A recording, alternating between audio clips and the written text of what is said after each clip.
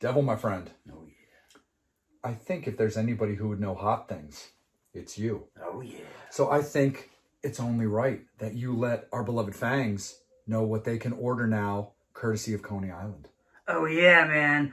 We're in the kitchen. You know it gets hot in the kitchen. And what else better for your finger foods, for your tacos, for your victims that you may be eating? Maybe some sauce. And you should get it from the sauce boss.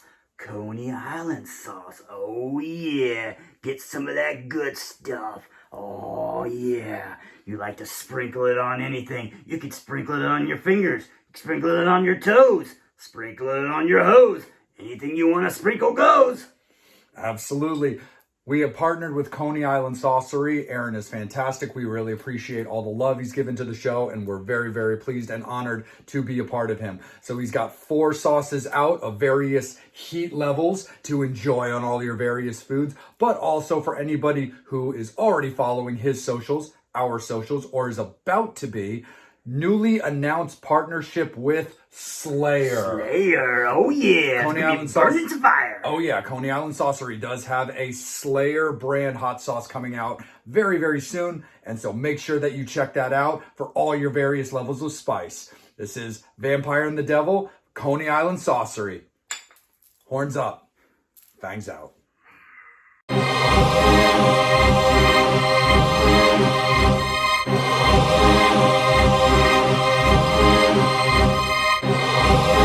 If you will. Roses are red, violets are blue. This show has been a blessing, but I think it's time we kill you. Dude, it's Valentine's Day, my friend, and can't really think about Valentine's Day. Can't really talk about Valentine's Day without, a little bit of flowers, a little bit of roses, even though they kind of fall into the same category. But a little bit of chocolate, a little bit of lovemaking, and perhaps a little bit of murder. Oh, yeah. And add a little extra to that little special sauce for the Vampire and Devil podcast. Valentine's Day is our anniversary.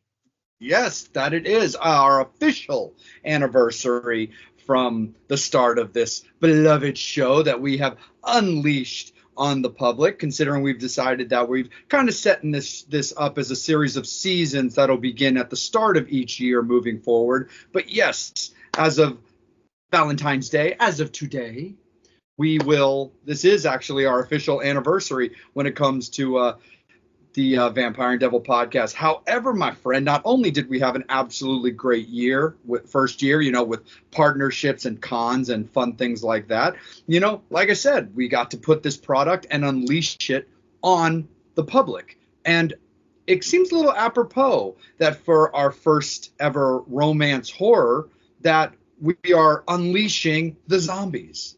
Yeah. Like I said last time for Valentine's Day, we went a little more literal for Valentine's Day. We did Valentine's Day horror. This time we figured, hey, why not talk about a little bit of horror romance, the loved ones, your kissies, your snuggling up, and this one's kind of got a mutual theme. It's a love fest for the zombies out there, all those necrophiliacs out there in the world. They're gonna get a little bit of love because dead things need loving too. That they do, absolutely. So let's try to warm this chilly blood as we break it down, as we are pitting warm bodies up against life after Beth. But why don't we start with Life After Beth there, my friend? It's a very, very cool, zombie, movie with a really, really solid cast of, Cheryl Hines and John C. Reilly, but based around, honestly, the just kind of shattered heart of this guy who just recently lost his girlfriend, but he's still very friendly with, his girlfriend's parents. And, his parents are cool and all. They're just kind of average cats, they're just kind of like, well, he's dealing with heartache and blah, blah, blah. They got his back, they support him, but they're still just kind of doing their own thing where, Beth's parents are also still dealing with the trauma, dealing with the, the tragedy. But one of the ways that, John's character, Morty kind of deals with his pain is by playing chess with his now dead daughter's ex-boyfriend. Yeah. I mean, like I said, I always thought this was a cool movie, just a cool concept. You know what I mean? Like you said, it starts off, with, this guy's girlfriend, basically, who's played by Aubrey Plaza, who, as we're recording this, just recently had some news about Aubrey Plaza and this movie. Sort of is her, at that time boyfriend, current husband who directed this film. His name is drawing a blank right now. I know you probably got it, but he actually just tragically passed away. Apparently rumors, they still hasn't, as far as things have come out, it hasn't been officially announced, but it's a possibility that it could have been a suicide too as well, which is kind of sad. I mean, like talking about that, and talking about this movie about death and stuff like that. So we definitely want to, give a little, shout out, a little bit of, heartache, and we're gonna give some, some emotional words and stuff like that Yeah. for Aubrey Plaza and her family, and obviously his family. But like I said before, obviously without that though, this movie is like got a little bit of everything. It's got that seriousness. It's got that love, respect. It's got a lot of comedy, and that's what I liked about this movie. It was kind of cool. It's kind of a cool concept. Yeah, it's not the first movie that ever had someone's loved one die and then kind of come back. But it was kind of weird and kind of crazy because, like, like you said, the boyfriend's still going over to the house and like talking to the mom and the dad, which is John C. Riley and Molly Shannon. It's like, what the heck is, it's cool with all this kind of stuff like that. You got these people and, they're talking about, her not being alive anymore. And then all of a sudden, he just kind of sees what he thinks he sees. He sees her, and he's like, "Oh my God, she's alive!" And they're like, "Oh no, you're the crazy." And everybody thinks he's crazy. He's telling his parents, he's telling everybody, like, "Oh, she's alive," and they're like, "No, dude, man, she just, we just had her funeral. Like, she's no longer alive." And then he starts trying to figure out what's going on and stuff like that, and then sneaking around the house, and basically trying to figure out. And he does find out that that for some weird reason, her, she came back from the dead, and she kind of doesn't remember things, and she only remembers bits and pieces, and she thinks she's still like got to go to school and do all this kind of stuff like that.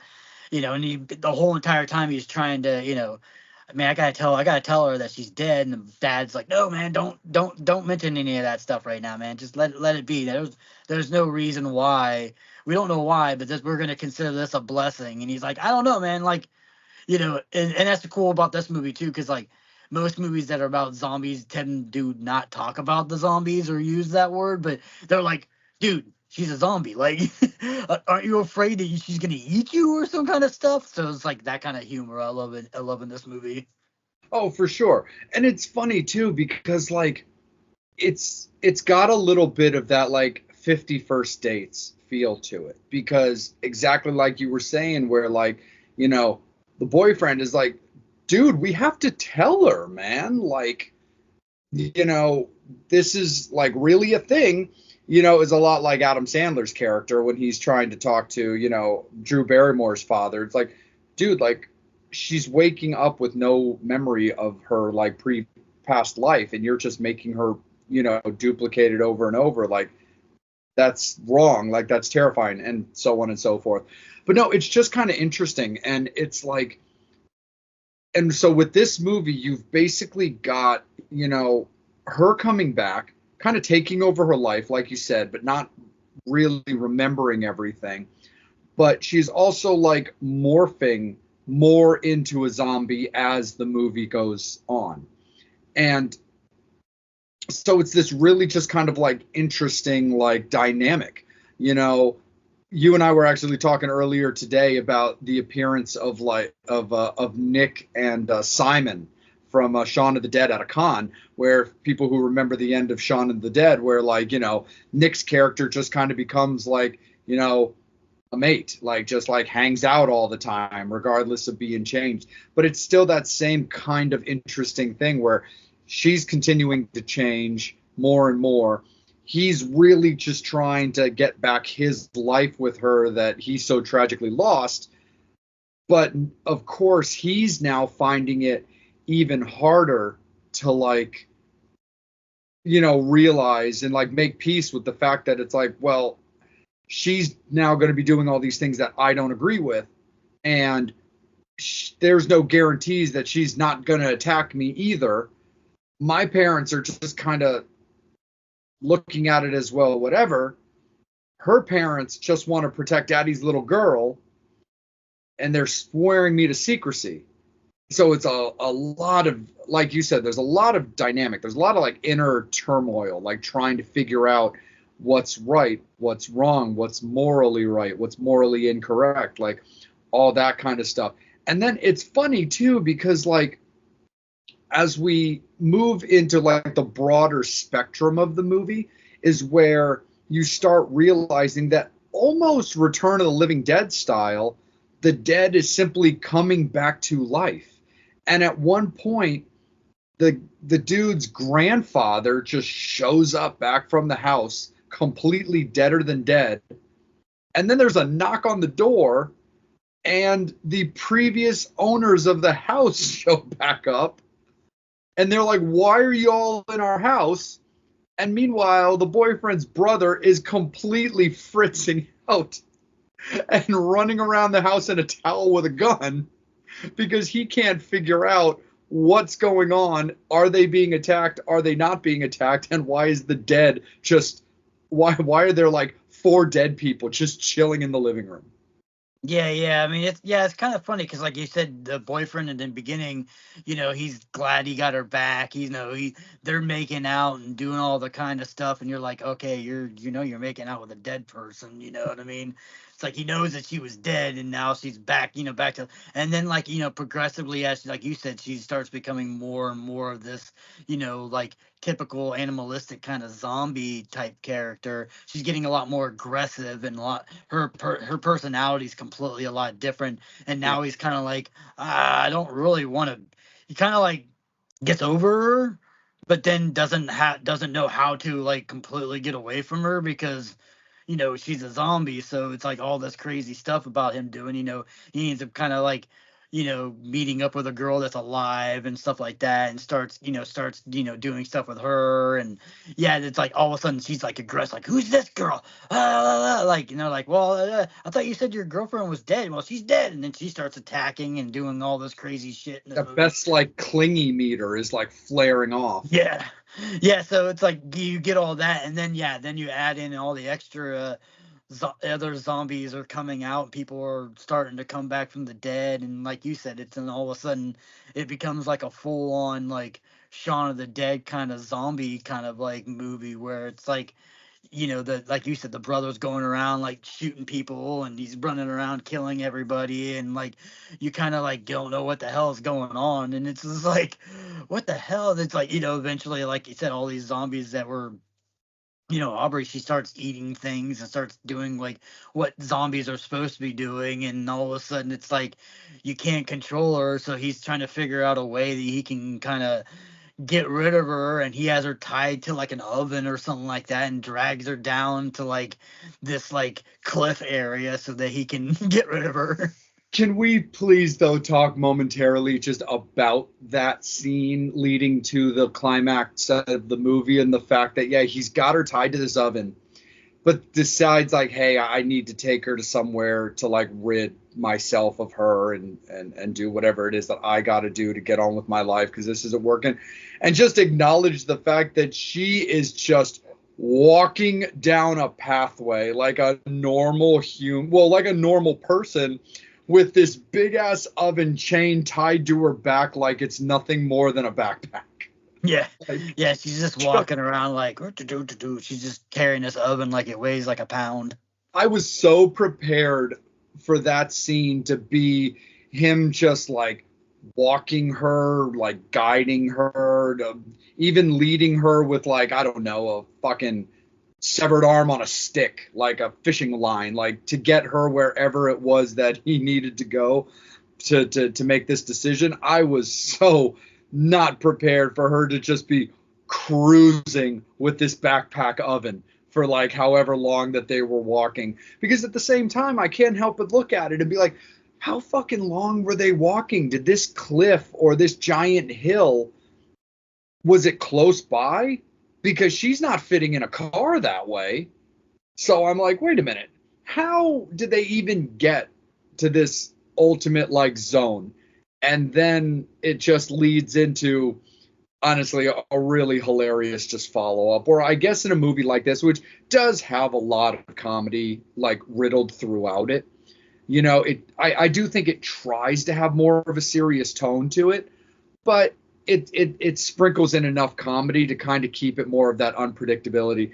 But the fact that he just comes up behind her, shoots her in the head, and she just falls down the hill with this oven strapped to her. So it's just basically like this kind of mannequin doll plushie strapped to an oven that's just rolling down the hill. And I'm just sitting there watching it going like, what the fuck? I mean, it's awesome. It's hilarious. It works. It really does. Like, it's not so like out of here that it's like, wait, the whole movie you were working on this kind of aesthetic, but now you're going to do that? And look, horror's got a long history of doing exactly that. This is not one of those cases. Like it ties in with the riddled comedy throughout the movie, but it still just does feel to me like just over the top comedy for what's kind of meant to be a more somber moment. And again, it works. It didn't ruin the experience by any means for me. If anything, I was laughing my ass off. But it did for me seem just a touch out of place for execution. Yeah, I mean, I think I mean, I agree. I think it was kind of more of like you expected something more kind of romantic or the way this guy was, and then all of a sudden, like, maybe take the oven off of her, and then kill her or something like that, and him crying or whatever like that. But yeah, it's just bang, and then just the ridiculing of her bouncing off the hill while she's tumbling down.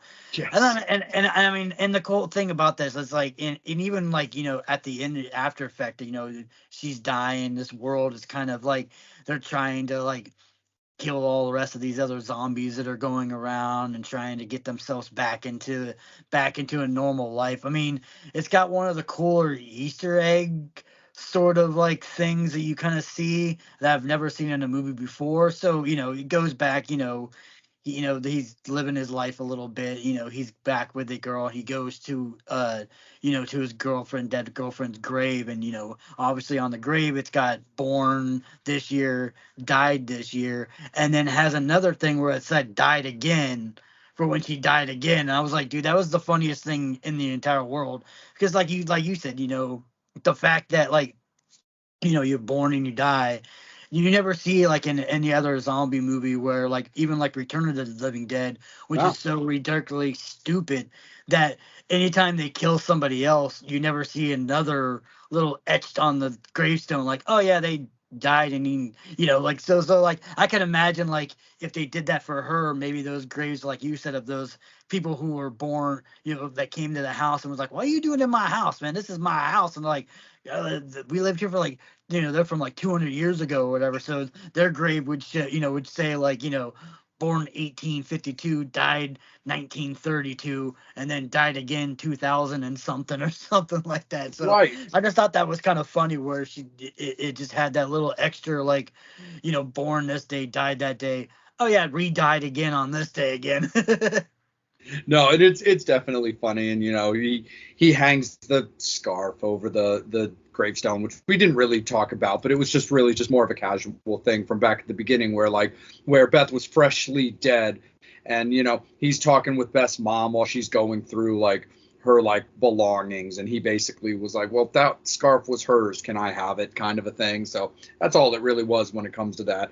But yeah, it was a really cool little Easter egg. It was a very unique thing to add in that hadn't really been done in a long history of zombie movies. I mean, going back to when, Romero, put out the original, movie, it's been 60 years of of zombie movies, just going by the time frame of what we know to be the bulk of the zombie cinematic universe is like, and nobody's really put that quite on screen, where it talks about living, dead, and dead again. So I definitely thought that was a cool thing for them to do. But let's talk a little bit about the obituaries, my friend. How do you see life after Beth? I mean, for me, I think, if you're into zombie movies that have a little bit of extra, romantic side, little comedy side to it and stuff like that, like if you're a fan of Return of the Living Dead, you're a fan of, Shaun of the Dead or any of those kind of movies, and then you're also a fan of like, your kind of girly flicks or your chick flick kind of movies where boy loves girl, stuff like that.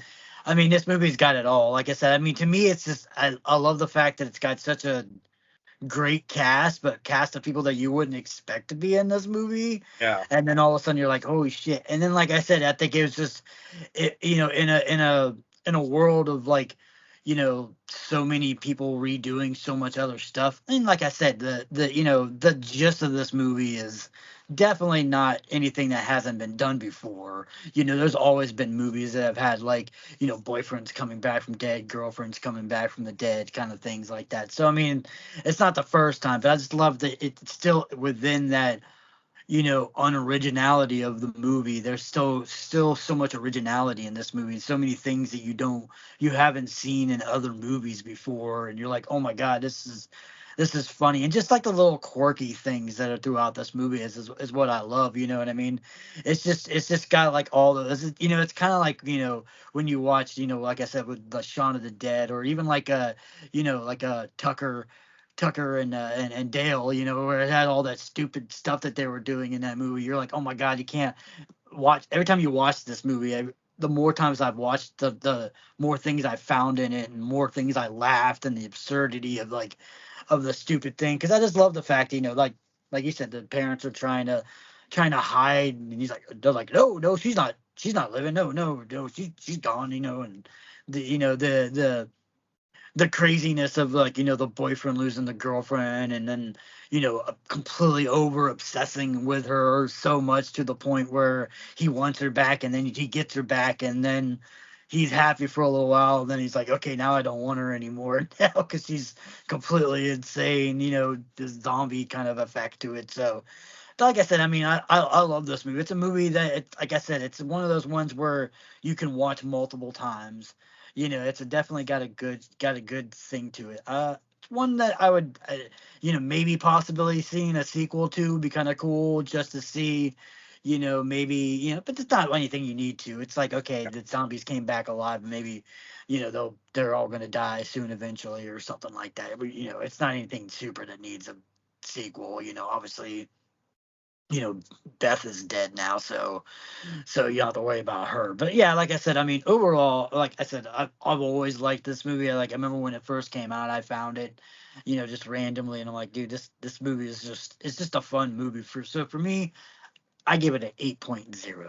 All right, I got you, man. I think that's really cool. Like I like all of the points that you make. I don't quite go that high with it myself. I'll go right into it that I give it a 7.0 personally. But I definitely like the cast. I like the story behind the movie. I like the overall execution for it. I just think that it's got a little bit more, of that traditional zombie feel to it.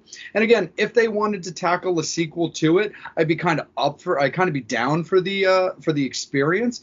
But I don't really find it, like you, to be a necessity. I don't think it's really something that they have to like focus, too much on. But, overall, it's got a lot of comedy to it. I do think it got a little bit quirky, like I said, in like their choice of executing certain frames and stuff like that, or certain situations. Like I said, a little bit with the ending. Well, I like the Easter egg, and I like the fact that they went somewhere that hadn't quite been a thing. I definitely did. I definitely did like that. But again, what kind of felt like should have been a little bit more of a somber moment in a comedy movie. However, I mean, yeah, we know it's a rom-com. We know it's a dramedy. Like, we get it. But they really went. And again, you can chalk that up also to really creative writing. But you're building up to what you would think would be more of a traditional somber moment was definitely not as it was drilled into you in a very, very comical and creative way.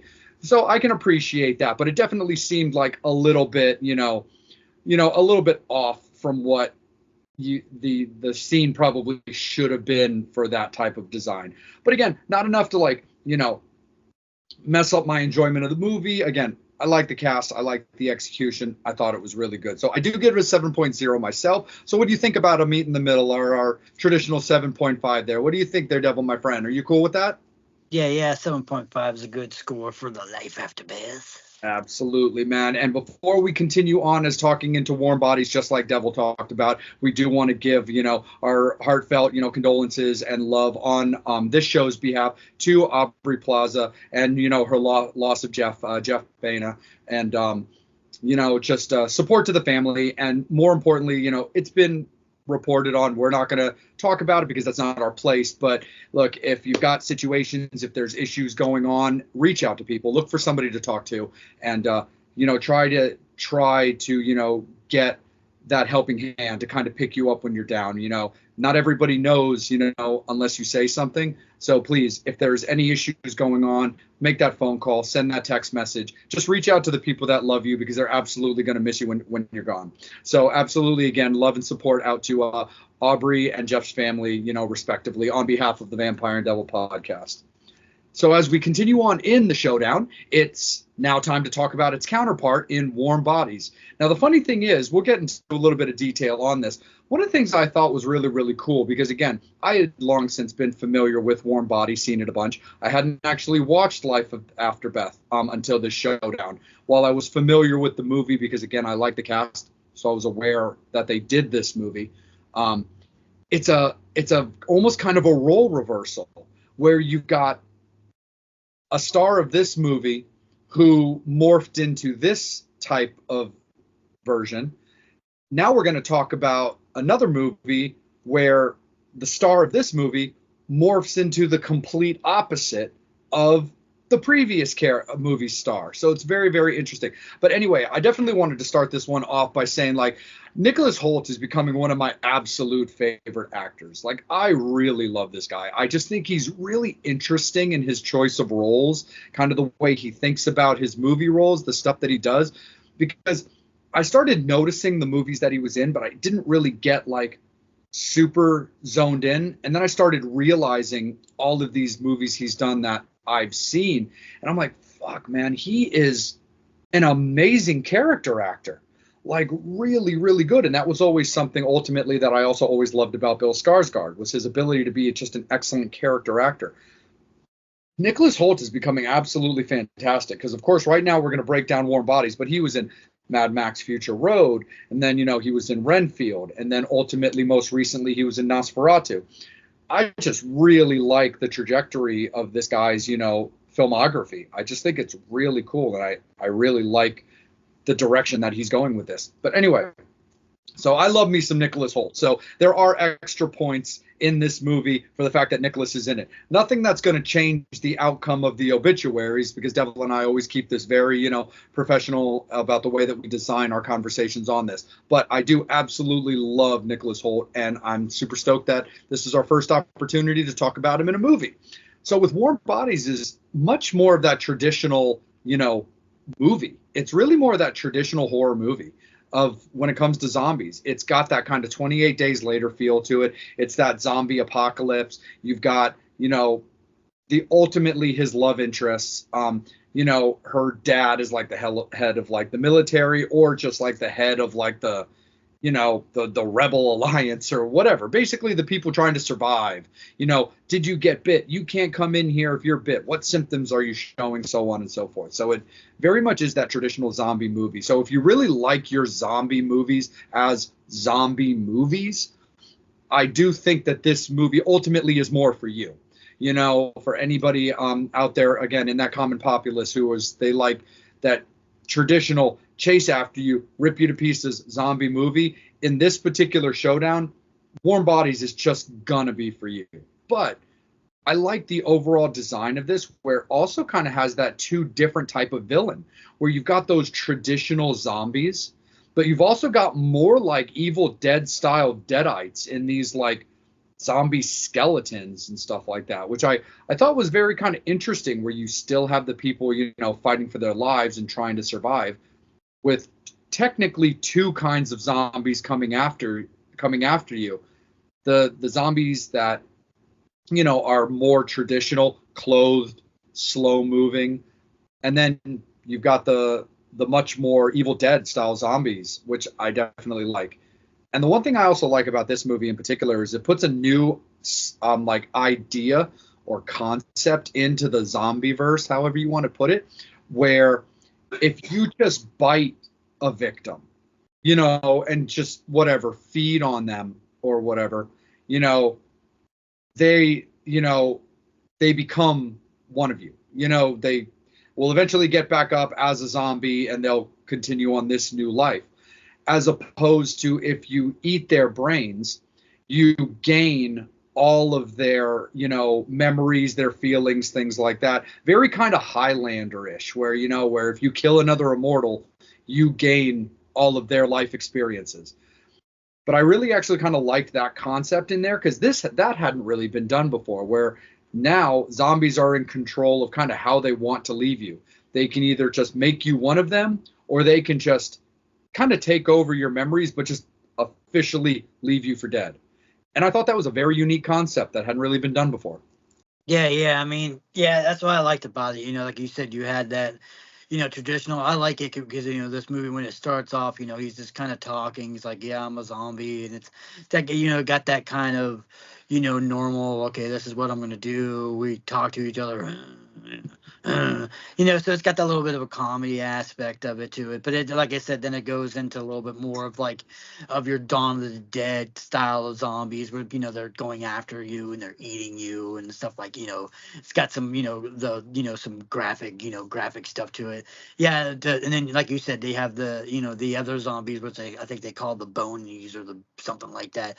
They're very like I Am Legend kind of zombies, where they're Yeah. like skeleton kind of fast kind of zombies that are like, you have your regular zombies, and you have those guys, and those guys are the ones that are like beyond help, and like you become a regular zombie, but then eventually you'll eventually become these bonies, and the bonies don't give a shit about anybody. They'll even eat zombies. Like Yeah. they just eat whatever they want to do. They just like to destroy stuff. So yeah, I mean, I like that. Like I said, you learn about Nick's character in this movie and stuff like that, and how he like lives on a plane and he collects things, and he's got a killer. He's probably got a better vinyl record collection than most living people in The this soundtrack movie. of this movie was so good. But yeah, I mean, I like the fact that yeah, you have that where you have, these younger generations are going out and trying to like, find things, and they get caught, and like these zombies come after them, and like you said, that his character brings the girl, you know, back to the thing, and like I love the fact that when you talked about the him eating the dude's brains, he's like, as a zombie we don't get to sleep we don't sleep, so the closest thing to dreaming is eating brains, because we eat brains, we can go back into their memories, which was a cool concept, and I even like it too, because he's enjoying it and he's eating these brains like he would be a zombie, because he loved eating brains. Then he gets to the scene where it's to the point where he sees himself as a zombie eating the dude that he's eating the brains, and then he gets kind of disgusted by it. He's like, kind of like throwing it out and stuff like that. But I like it. I love the interaction between Nick's character and the other main zombie guy in the movie. His best friend kind of guy. There's a lot of cool things in this movie. I mean, yeah, you got the main chick's dad is John Malkovich, so who doesn't love John Malkovich? And like I said, to me, like this movie, I remember going to see it in the theaters when it came out. It was a huge like Hollywood blockbuster movie that was all Yeah. about. So it was like, and like I said, it was just a cool concept. It's like you said, like we were talking about Life After Beth, it kind of has the reverse effect where like you were saying, in Life After Beth, she's kind of more like herself, and then eventually becomes more of these zombie typical one. Where in this movie, Nick's character is your typical zombie, but he's not really. He's kind of a little bit different than your most zombies. And even the girl in the beginning was like, what are you? You know what I mean? And eventually, he kind of he kind of becomes sort of the Grinch of zombies, where his heart grows 10 times the size. Where he does things, and he starts, he's doing this stuff with interacting with this girl, and it's kind of bringing life into him, and it kind of him doing this stuff and him hanging out with her is kind of doing the visual effect of everybody else. Everybody sees them, and it starts doing this effect where, yeah, it starts making them more human. He can eventually start talking a little bit more. He's understanding a little bit more. Everybody else is, doing like that. Eventually, he can dream, or he can have sleep, and I like that, where it was like that kind of like sort of, they were saying, zombies, once a zombie's a zombie, you basically can't do anything. And for the most part, they start off that way. Yeah, they're zombies. There's nothing you can do. But it's kind of like, well, maybe there is one way to kill, to help the zombie apocalypse and to cure a zombie, is that love. Love can conquer anything, which is kind of funny in the movie. That's kind of sort of what the underlining, premise of the movie is, that love can conquer. Unless you're a bony, then there's no coming back from that. Yeah. No, 100%. And ultimately that's just kind of the thing. Like, Nicholas's character, who goes by the letter R, as R, is, becoming more infatuated with the girl. She's becoming more, in love with him, because he also, happened to be the one who ate, her boyfriend, which is one of the reasons why R knew about her and kind of was able to like recognize her and kind of ultimately, save hers, because he, ate her boyfriend. So he kind of knew what she looked like, and then was like, well, I think I could save her, because like you said, he's kind of that rogue zombie where he's narrating his own life. He's telling you, yep, I'm a zombie. This is what I do. This is how I like to eat. This is what I have to do to eat. And this is the life that we live now. That love, like you said, that, Grinch Stole Christmas heart growing thing ultimately does kind of lead towards a cure, because at one point he's cornered in the water with her and gets shot by her dad. And, he's obviously telling her, like, get out of the way, so I can finish him off. And, she's like, no, Dad, like, you don't understand. Like, he protects me. He looks out for me. He is bleeding. And that was kind of the ultimate thing, where it's like, wait, no, dead people don't bleed, where he's just in this pool of blood in the water now. And they're like, wait a second, like, he can't be a zombie. He wouldn't be bleeding. And that's when everybody started realizing that if you're able to make them, either remember being human or act more human, or feel that companionship or love, it ultimately does somehow override the virus. And, there's a cool little closing scene of like this zombie who's like simply trying to like open up an umbrella because it's raining, gets assisted from some random girl, and then they start walking together. And, there's a fun little cheeky scene where the zombie like stutters out like, you're very pretty. And she's like, oh, thank you. And they continue walking. And then the zombie's like, well, this is the part where you say that I'm pretty too. And I mean, couldn't help but get like a little chuckle, as the movie ultimately fades out, with, Nicholas and his girlfriend just kind of chilling on a wall and stuff like that. So it's cool. It's definitely another romantic movie again. That's the concept, that's the design. But it's a cool one. And when it comes to the obituaries for this one, I liked this movie pretty much right off the bat. I saw it in the theaters as well. And I just always thought it was a cool movie. Like I said, I think the soundtrack to this movie is just absolutely amazing. I mean, it's playing everything, from like, Guns N' Roses to like the Scorpions, and like just these great like 80s rock music again, because, R's character is infatuated with vinyl. That's his like favorite thing, and he's even a purist. He's a snob about it. He's like, it sounds better. I was like, oh my god, that's hilarious. But I just think it's a cool movie. I love the fact that it is an overall like kind of in your face zombie movie. I mean, it's got good action, it's got good kills, it's got a good blood splatter to it. And again, to kind of clarify my Evil Dead reference, it was actually more kind of in that Army of Darkness style of Deadite is really more what I was referencing, where you were talking about it with the skeletons is like not so much that, locked under the cabin from the Evil Dead, but much more that Deadites, Army of Darkness, skeleton storming the castle thing. But I just really like this movie. I've always liked the execution. The fact that I've become a big fan of one of the actors in the movie is just kind of a bonus because it allows me to go back and revisit this movie a little bit more often than I probably normally would. Not because it's overly bad, it's just because I enjoy a good zombie movie as much as the next person. But zombie movies have never, they're always in my top 5 of enjoyment, but they're just not high up on there. So I casually get back to my zombie movies. But I always really like this movie. I just think it's really well. So like you scored with Life After Beth in the previous conversation, like this movie's an 8 for me. It really is. I think it's just a solid movie. I think overall zombie fans would very much gravitate towards this movie. And I just think, again, it's good, it's cheeky, it's fun, but I also do like the message. Oh yeah. I mean, like I said, and I love the fact that it has a little bit of that comedy into it. Like we were talking about the companionship with him and the other guy's zombie in the movie, where he's going off and he's trying to bring her back to her dad, and she ends up just leaving him, and he goes back and he's like, yeah, and she was like, yeah, did she leave you? And pretty much, yeah, you're like, bitches, man.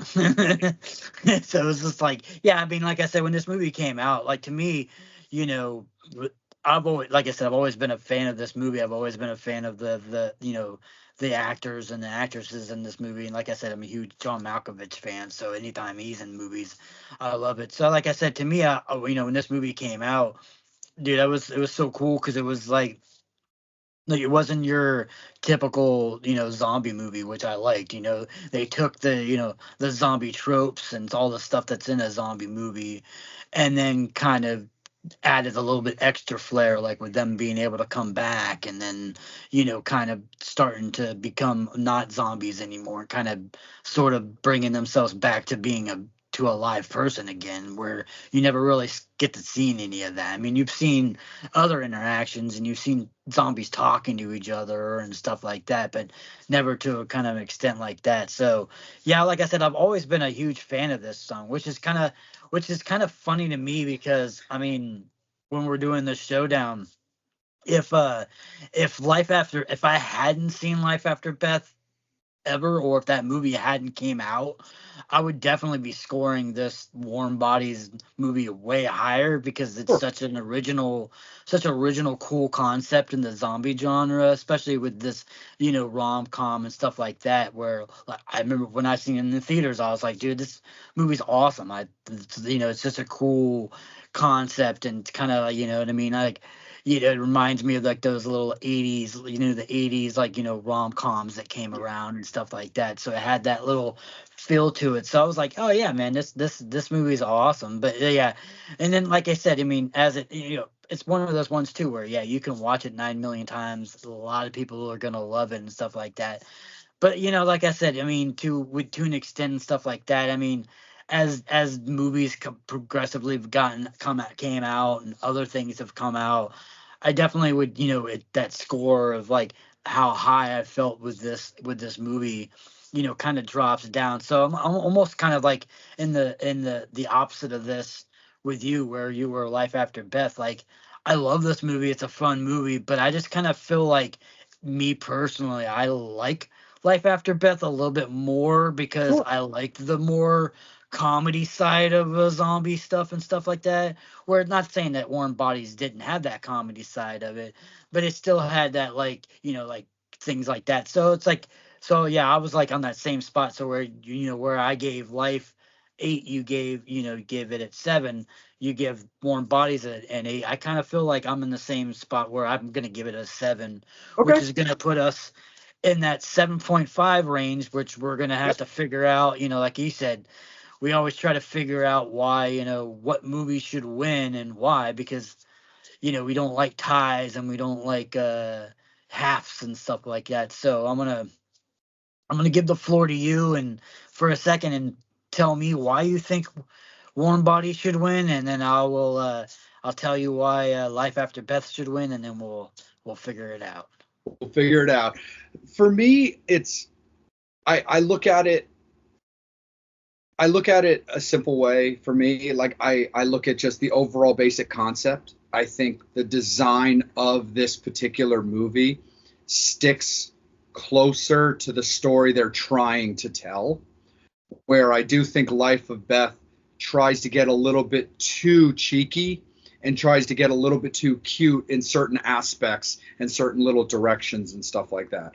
Where I do think that Warm Bodies does stick closer overall to exactly the direction that they're heading, exactly to the story that they're trying to tell. You know, I don't feel that neither one of us, I think, have the real leverage of like the cast to our advantage, because where Life After Beth, you've got these established people like Molly Shannon, Cheryl Hines, John C. Reilly, and then ultimately when it comes to Warm Bodies, you've got John Malkovich, again also super established, and Nicholas Hoult, who's becoming quite the draw. So neither one of us really have that, but I do like the overall design of Warm Bodies better. I think it's a little bit more of an attention grabber as well. And I do think it does play more to horror fans in general. I think it's a little bit more what they're going to consistently be down for. Again, love the unique concept of Life After Beth. And you and I have talked extensively about like the benefits of man when somebody just has a vision and wants to execute something different and cool. And Life After Beth definitely has that. But I do think that Warm Bodies does have the advantage of more people that are fans of a zombie movie to get what they want out of Warm Bodies in action, chase them down. It does have a little bit of that Shaun of the Dead. Not that Life After Beth doesn't, because we discussed that, but it has a little bit as well of that continuation of life after zombies, is kind of a thing where they touch base on it at the end of Shaun of the Dead, very similar to Warm Bodies. I just think the overall horror fan is going to get more overall enjoyment, and I think their attention will stay a little stronger in Warm Bodies, where I think you have to have a unique look and like those specialty concepts for Life After Beth. I think you really kind of need to be that kind of a fan. So that's the reason that I just think Warm Bodies is a little stronger. Yeah, I mean, I definitely agree. I definitely agree on those points. But my only thing, which I'll go out to you, is like with the only issue that I have with people probably liking Warm Bodies more than Life After Beth comes to that thing where you kind of go, well, of course people are going to know Warm Bodies more because it's a big, huge Hollywood blockbuster movie.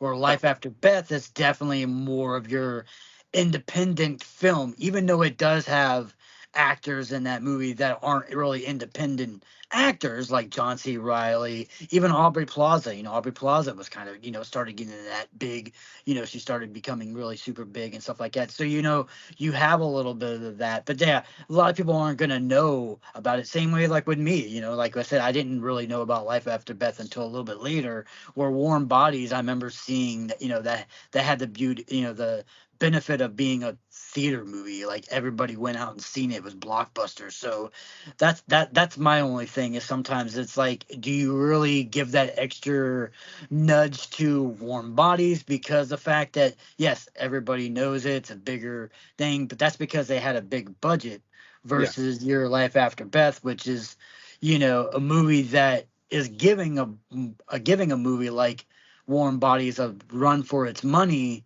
but yet was on a lower scale as far as like who was going to see it versus who is not going to go see it. Where I feel like Warm Bodies, my only argument with Warm Bodies is that you're going to have your people who aren't even real fans of the genre are going to go see this movie, and it's got, because it's that Romeo and Juliet kind of theme, even though they even in Warm Bodies there's a little bit of a Romeo and Juliet scene where he's talking to her on the balcony and stuff like that. So it's got that kind of like scene, like I said. Plus it's so your everyday person that maybe likes horror movies or doesn't like horror movies are going to go see that movie because they're like, oh, that looks really cool, or I want to go see this movie because it's romantic, or I want to go see it, that. And then kind of where Life After Beth, you're not going to have that. That's mainly people who are going to go see that movie are either going to be fans of those actors and actresses that are in that movie, or they're like, hey, I really like Shaun of the Dead. Hey, I really like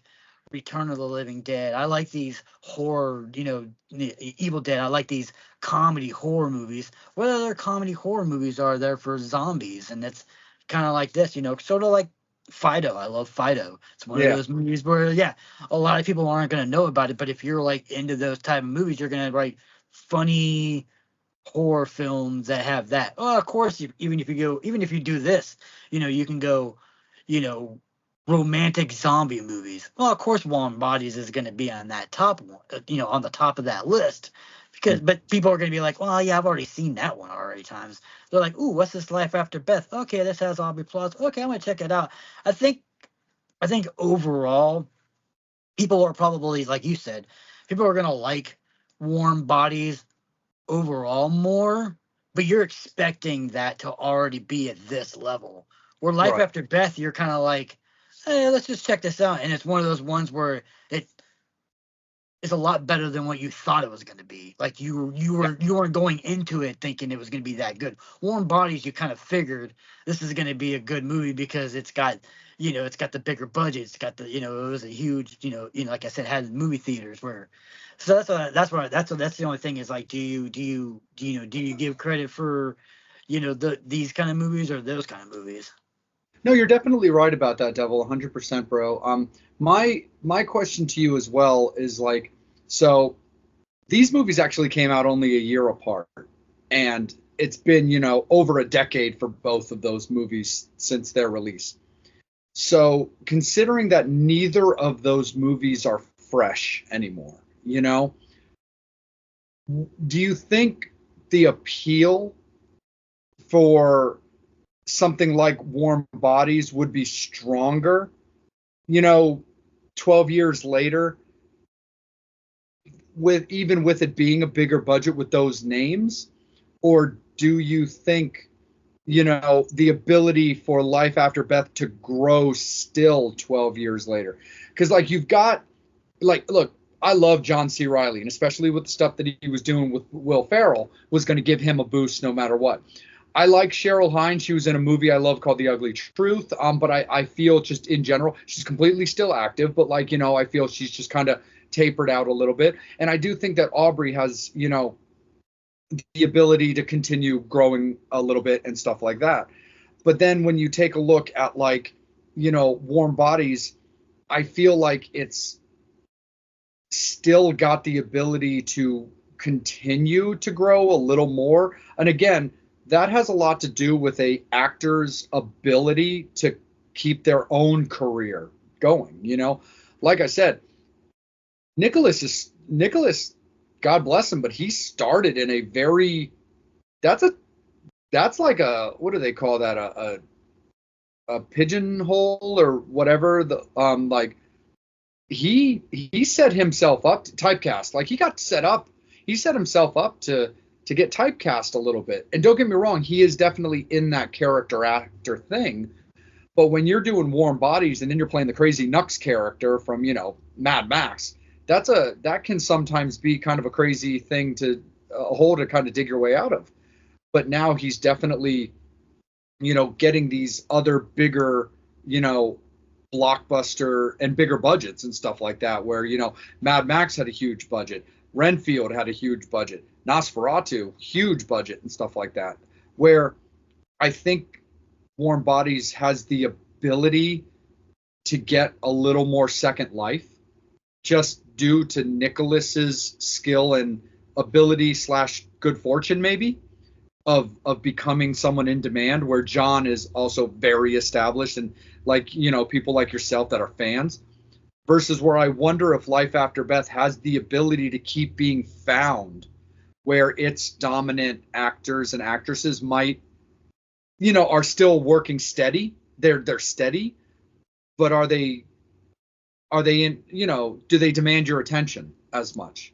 So I do still feel that Warm Bodies squeaks it out, but at the same time, I'm solidly want to acknowledge, like, your point on the fact that a movie like Life After Beth, being its own kind of thing, still has that ability to be discovered and continue on. What do you think? Yeah, I mean, I definitely agree with it. Like I said, with the whole thing, when I was talking about, when we were discussing the movie and stuff like that, with it about it being like, one of those ones where you weren't expecting Life After Beth to be like as good as it was. I mean, I definitely agree with you. I mean, I will probably say that I'll probably I'll have to agree, and we'll have to squeak the closest win to Warm Bodies, because I agree that Nicholas, out of all the actors, I mean, people, like I said, people love John C. Riley, so of course they're gonna go. People like Aubrey Plaza, but they're on that, like you said, they're on that steady plateau right now of acting, where I have to agree Nicholas is kind of blowing up now and becoming such a big star, and he's a decent looking guy, so all the girls are gonna want to see movie. They're gonna be like, "Oh my God, there was this, oh my God, this guy's awesome. I've seen him in all these movies. What other movies do we have?" And if they haven't seen Warm Bodies yet, they'll go into Warm Bodies, which I think, if you've already seen those other movies that he's done, and then go back and watch Warm Bodies, you're gonna be like, "Oh my God, he's such a good actor," because he's such a good actor in this Yeah. movie. What I mean, he plays such a good character, and it's just well, he's definitely well acted in this movie. So I feel like, yeah, I mean, as far as the trajectory of like his name right now, he's one of those, like, it's like the what's that name, that Timothy Chalamet or whatever his name is, the dude from the Dune movies and all that. Like, he's Oh, becoming so big now that people are starting, he was in the Wonka movie, he's Willy Wonka and all that. Where if you go back, you're like, oh my God, he was in this movie or that movie. But now that he's got this big, he's in a bigger plateau now of these movies now, where people are starting to see who he is. I feel like Nicholas is in that. I think he's in that realm where he's on that, like, level of these new actors that are going to be like the next big huge things, even though he's been around for a little bit.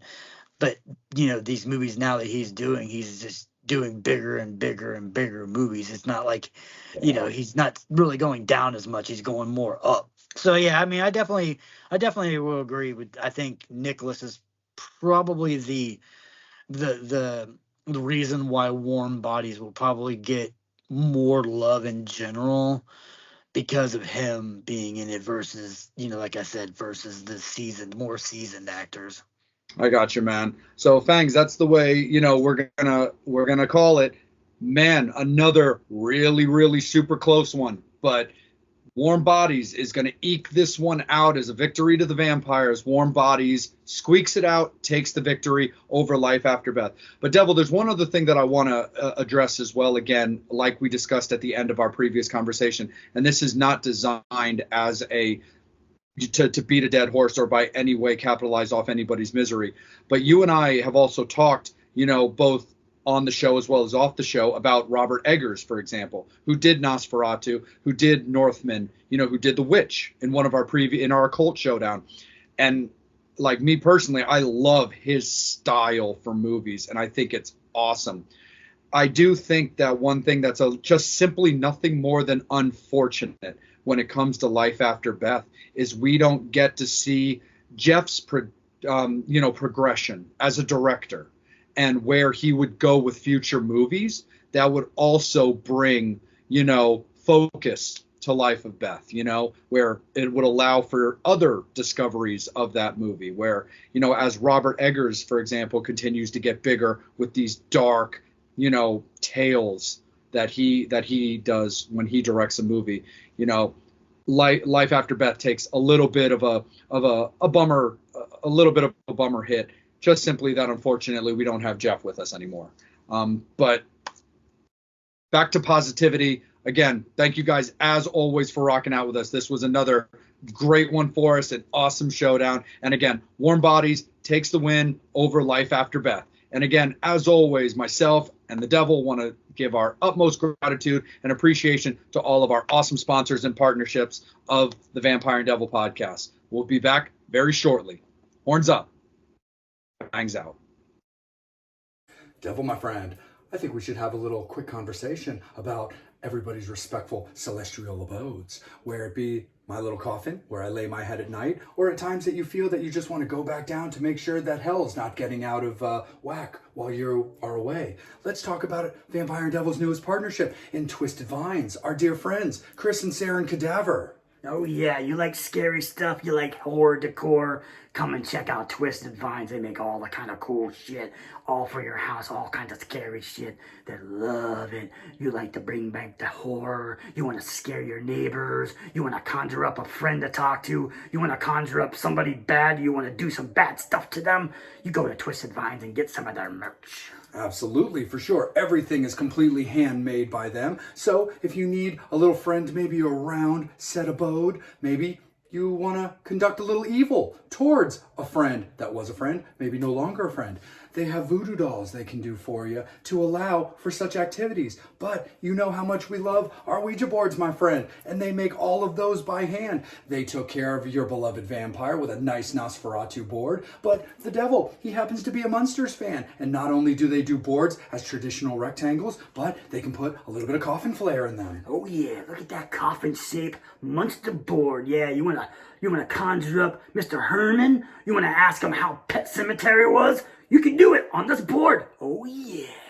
Absolutely, my friend. So again, thank you so much to Twisted Vines for partnering with the Vampire and Devil podcast, and make sure that you Fangs and Infernos are checking them out on their Facebook page, on their Instagram pages, and making sure that you are checking them out as they move around the country, showing their craft off at all of the various horror cons and oddities expos that they love to do. So absolutely, my friend, of course, man, horns up, fangs out for our friends at Twisted Vines. Oh yeah.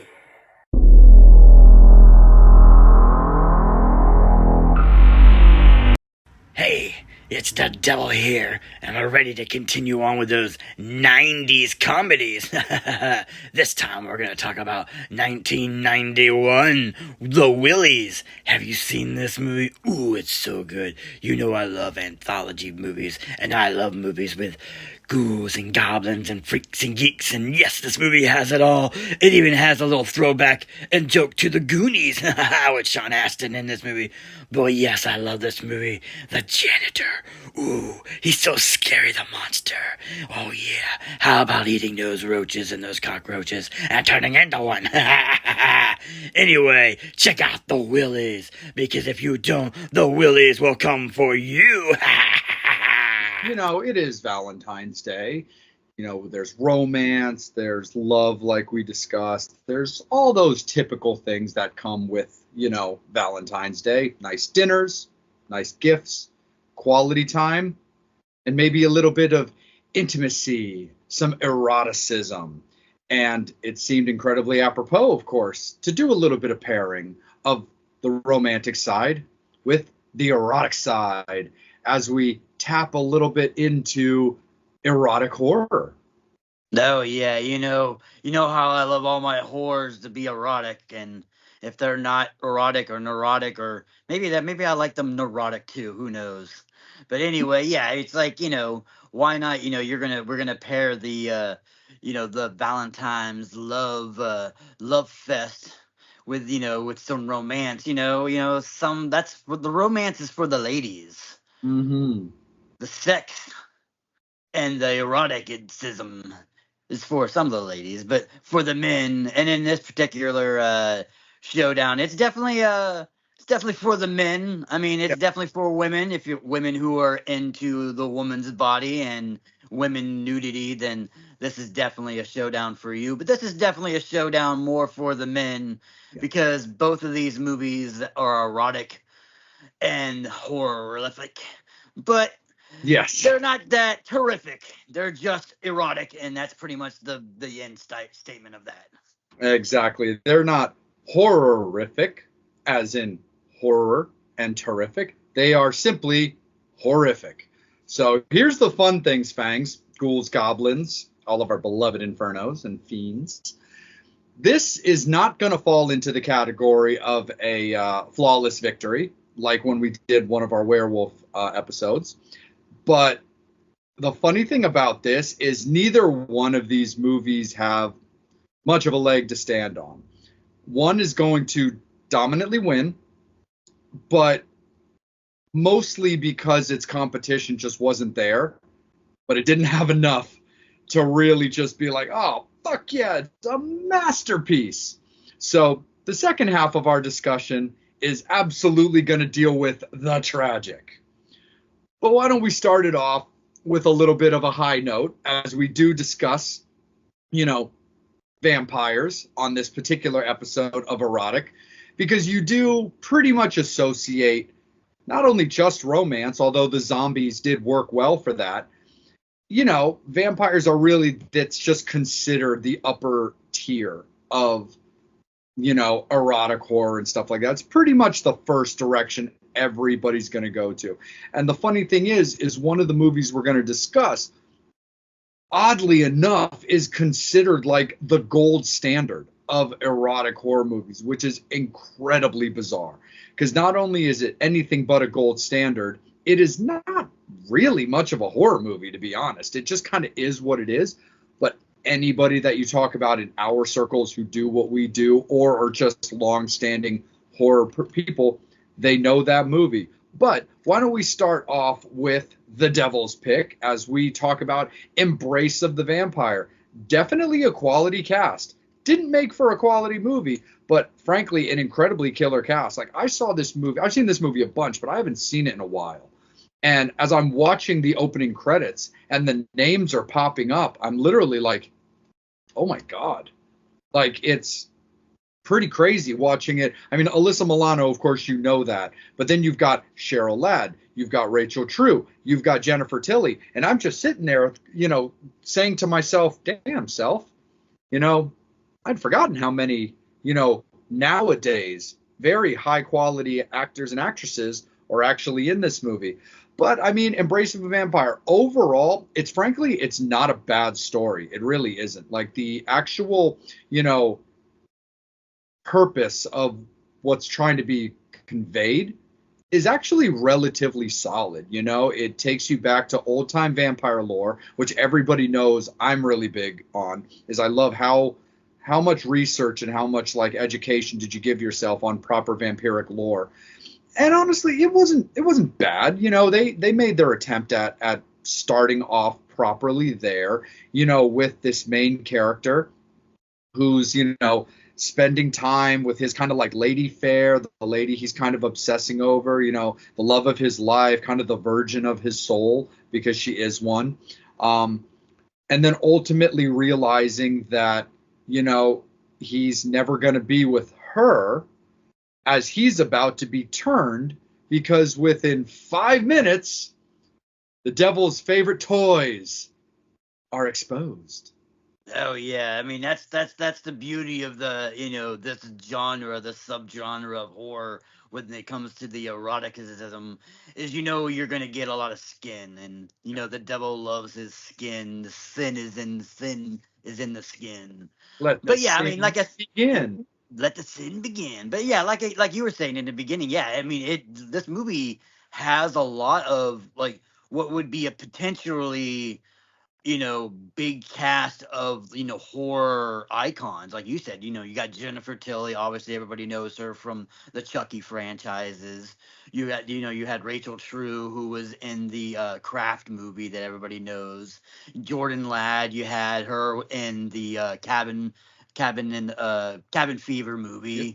So, I mean, it has that. And then obviously, Alyssa Milano, what not really particularly known for her part, in horror movies. Everybody always knew her from, being in Who's the Boss with Tony Danza. So this was kind of like her way to break away from this kind of roles that she's always played, where she's kind of this cute, cuddly girl and kind of innocence. And yeah, she like, in this movie, she bears all. And there's no there's no denying that that's probably the pretty much the only appeal of this whole entire movie is that you're gonna see Alyssa Milano naked, so you're like, hell yeah, I will suffer through this movie. But like Yeah. you said in the But in the ultimately, beginning of too, the she also did make her way into Charmed as well. yeah, So well, yeah, I mean, she had the charm for a little bit, but I mean, like, I mean, I guess that's somewhat yeah, horror just adjacent. yeah, But yeah. yeah, you know what I mean. But yeah, I mean, and like you said, yeah, I mean, this guy is like in love, and what can stop a guy from being in love? Well, three hot naked vampire chicks will do it every time. And I Just mean, who's walking up gonna on say you. no to that? I mean, I don't even care. Yes, okay, a vampire may live forever. A vampire may have to kill people and suck blood and have to do all this kind of stuff like that. Yeah, you may go out and get a stake in your heart, or who knows, 2 seconds later you might go and do the sunlight. But shit, for three naked chicks that looked like that, I would have become a vampire any day of the week. That's an automatic yes for me. No, absolutely. And he ultimately is turned, and that's what kind of leads into the basis of the actual movie, which is I don't know. I mean, it's not really spoken in a way as like a descendant per se, Like for example, Christy Swanson, from the Buffy movie, the original Buffy, the Vampire Slayer movie. The concept of that movie was her being a descendant of, Lothos's original hunter and it just hunter after hunter getting killed. This it's never really explained per se that Alyssa's character is a descendant of this guy's original love interest. But it's kind of like, implied, I guess, to a certain degree, because of the whole purpose is him finding a new virgin to court. And he, makes his way to college. Who doesn't love that? So I couldn't help but get a little chuckle out of that. I'd be like, okay, of all the locations to target, he went to college.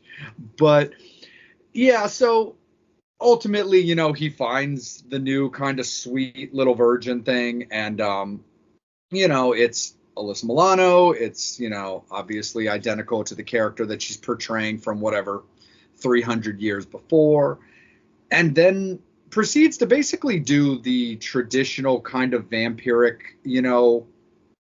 hypnosis, infecting her dreams, not really getting his opportunity to like bite on her, because it's about timing.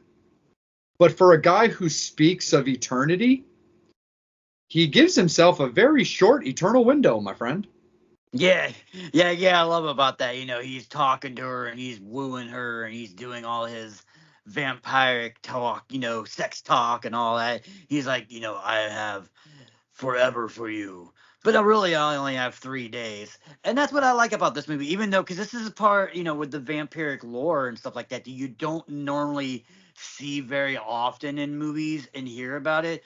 But there is like this, like, you know, long-standing thing, because even if you watch like Interview with the Vampire, they talk about him being, even Lestat, he went into the grave and slept for like 100 years, and eventually the music is what woke him up, and that's why he got out of the grave. So I mean, this is like, and I love that they do this, because most people think, oh yeah, vampires are gonna just be out and about and all the time, but I love how they kind of go into that deep lore where, yeah, they have to kind of bury themselves in the dirt and the ground and stay there for 50 years or 100 years or a couple hundred years to kind of recharge your batteries, sort of like, that. And I like that. That's kind of like, what this was in, where it's talked a little bit about that, and that's the reason why he only has 3 days, because he's getting ready to go back into his slumber so that he can recharge. Although, if I think maybe if he can get her, he might not have to recharge right away, or there might be some kind of implications with that. You don't really understand that part of it, but I did like the fact that, with the lore and them having to do all that kind of stuff. But yeah, I mean, but everything else is kind of fun, you know what I mean? It's got like, the crosses, but yet he's got an onk which is kind of funny. It's I guess theoretically speaking, vampires like the vampire there can wear an ankh. I mean, I mean, it's considered a cross. I mean, it's never really.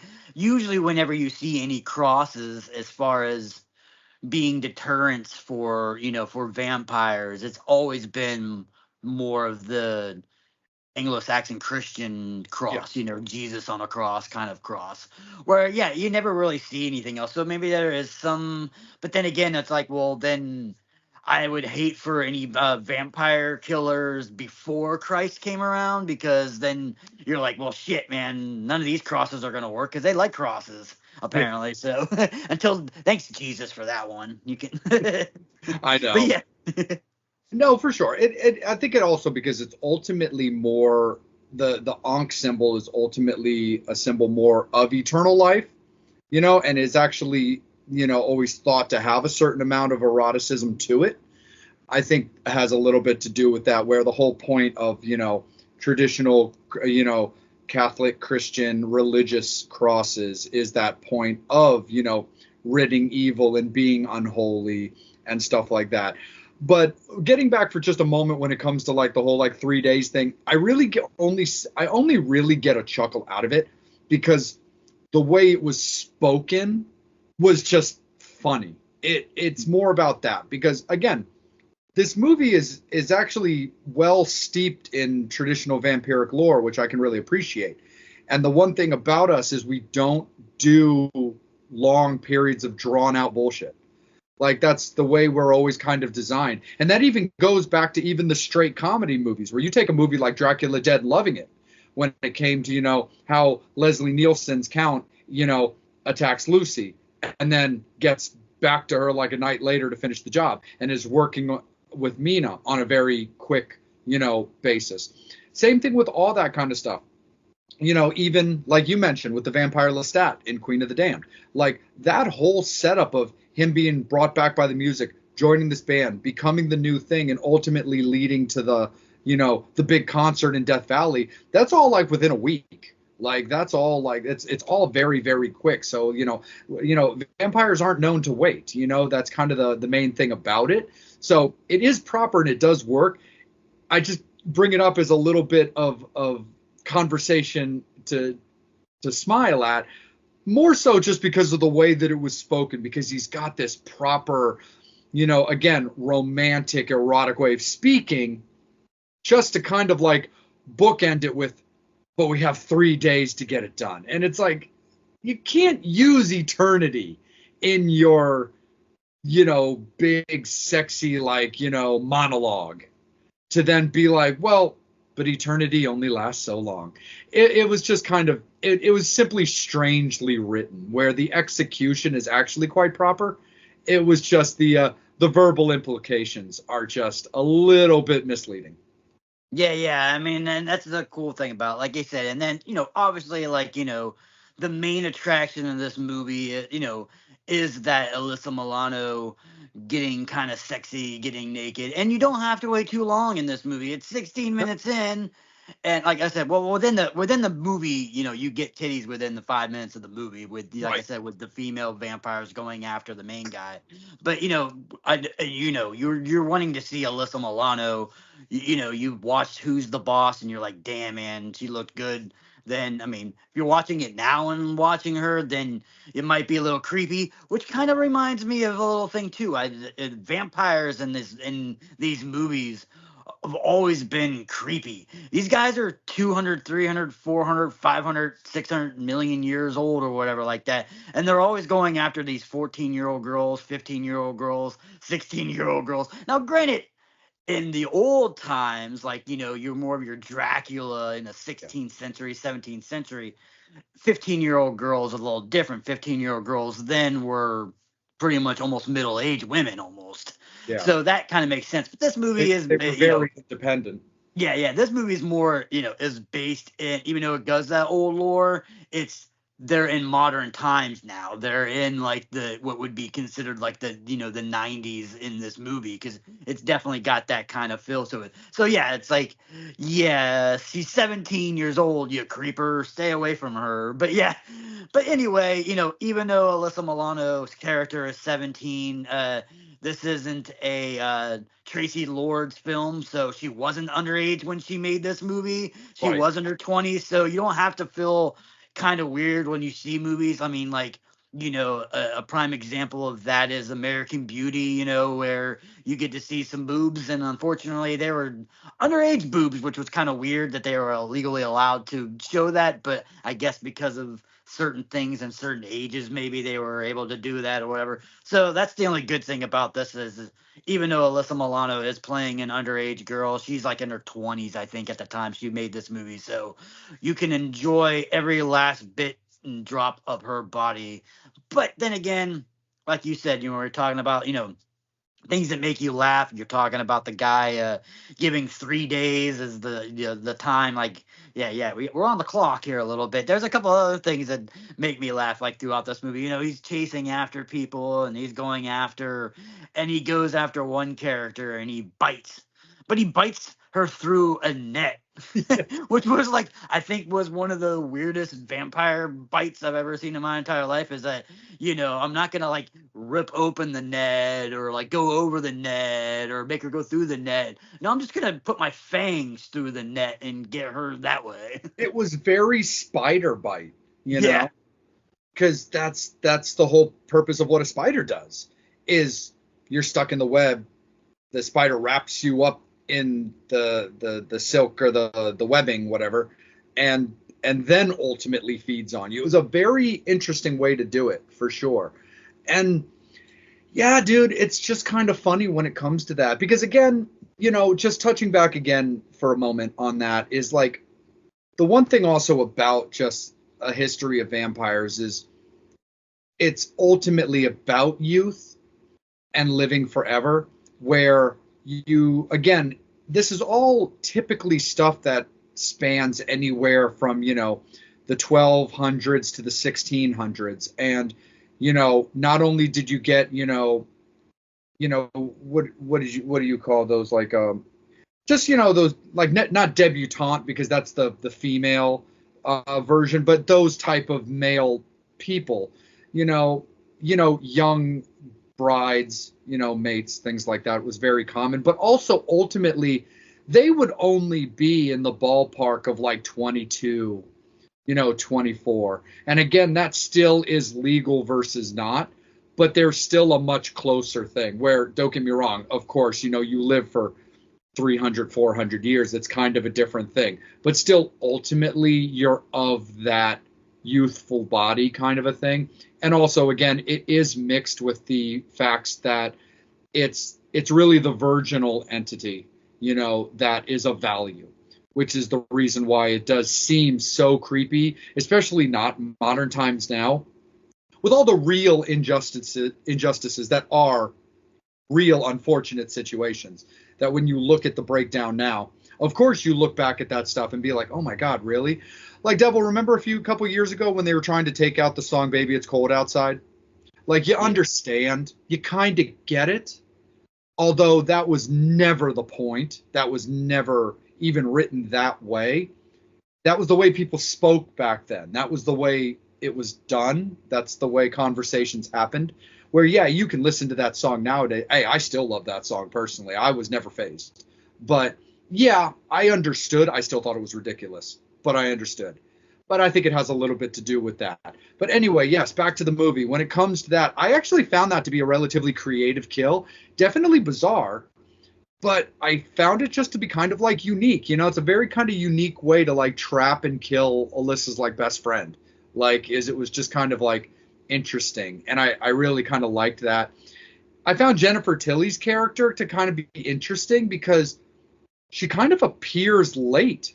You go through the majority of the movie, seeing her name in the credits, in the opening credits, and then she suddenly kind of appears late as like, kind of an antagonist, as sort of like the girl trying to like make her way in to aid in the breakup of the relationship. Because we also haven't really touched on that. That's ultimately kind of the point. Is so, our vampire he needs her to either stay eternal or the ability to stay around, but it applies that she has to be single. So part of everything he did was to break them up naturally, because he spoke on the fact that I need her heart to be pure and I need her to love me. But I can't just murder her boyfriend because she's going to love her boyfriend, which I thought was actually kind of an interesting Easter egg. Like, you and I talked Easter eggs on the romance conversation, and I found that to actually be a very unique thing to slide in there that might not necessarily be caught by a lot of people, is the fact that it's like, I could rid this person out of her life to make her mine, but her heart won't be mine because it'll be forever traumatized by the loss of her love. But as opposed to if you just find a way to force a natural breakup, fuck this dude, well, fuck this bitch, it frees it up that way. So I found that to be like a really, really interesting thing. The use, of course, of her dreams. Also, the use of like whether it was with hypnosis or just the ability, almost kind of devil's advocate style, to use other assets for like impurity, where the photographer comes into play, where Alyssa's just chilling on a bench, just minding her business. This photographer finds her really pretty and simply wants to take regular photos, which ultimately lead into basically like an erotic boudoir kind of shoot. Then sort of starts leaning a little bit into lesbianism until she kind of snaps back into focus and is like, no, this isn't right. I can't do this. This isn't for me. This is not what I do. I got to go. So it's very interesting, kind of like the way the chess pieces were moved. Yeah. I mean, like I said, with that, with him trying to convince her that, he's a better lover than her boyfriend and stuff like that. Yeah, with the photographer, that one was always kind of weird. I never quite understood. I mean, I think it was just the photographer was more known for that kind of stuff because they talk about her like being like the slut on campus and sleeping with all the models. But it did have that kind of feel like maybe maybe the vampire might have whispered in her ear to try to get her to try to do that. But with the Jennifer Tilly's character, I mean, most people probably wouldn't notice as much that he actually is the vampire. He kind of transforms himself into Jennifer Tilly, because if Jennifer Tilly, you see she's got a tattoo on her chest. That's the Ankh, and which is the same tattoo that the main vampire guy has.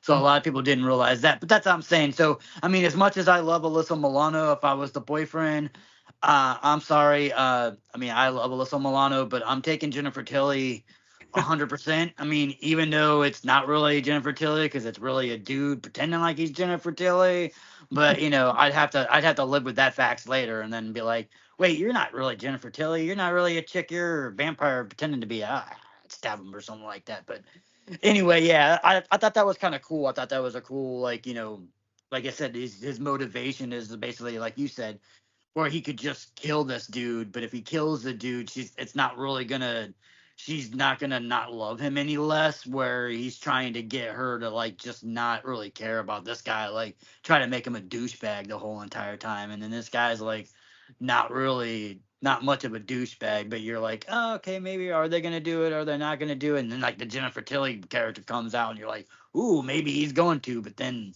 ultimately he's like, the one guy on college campus that's actually a somewhat decent of a guy. Yeah. and it's funny. So, and as it gets to like the end, here's the thing. I like the end of the movie, but I actually felt it to be a little bit more detrimental to it. So I have a physical copy of this movie, have forever. I watched the unrated version, when I rewatched it. So I really wouldn't have hated for an alternative ending. Not only literally, but even just in the special features, because I really didn't like the ending of this movie.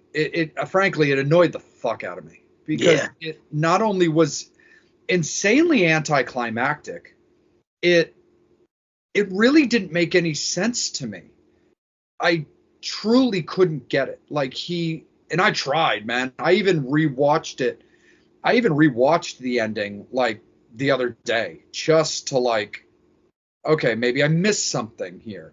Because I finished the movie, rewatched the ending, went about my business that day and the next day or whatever. Then put it back in one more time to just kind of like get it. So because I wanted to make sure that like the beating I'm about to give it was warranted. I didn't get it. I truly could not understand why they not only thought that was a good idea, but also thought that that was the way it would play out. Look, it's one thing for people to kind of like, I guess, change their mind or feel what they're doing isn't right. But the fact of the matter is, once you've been living so long as this entity, there's no there's no humanity left.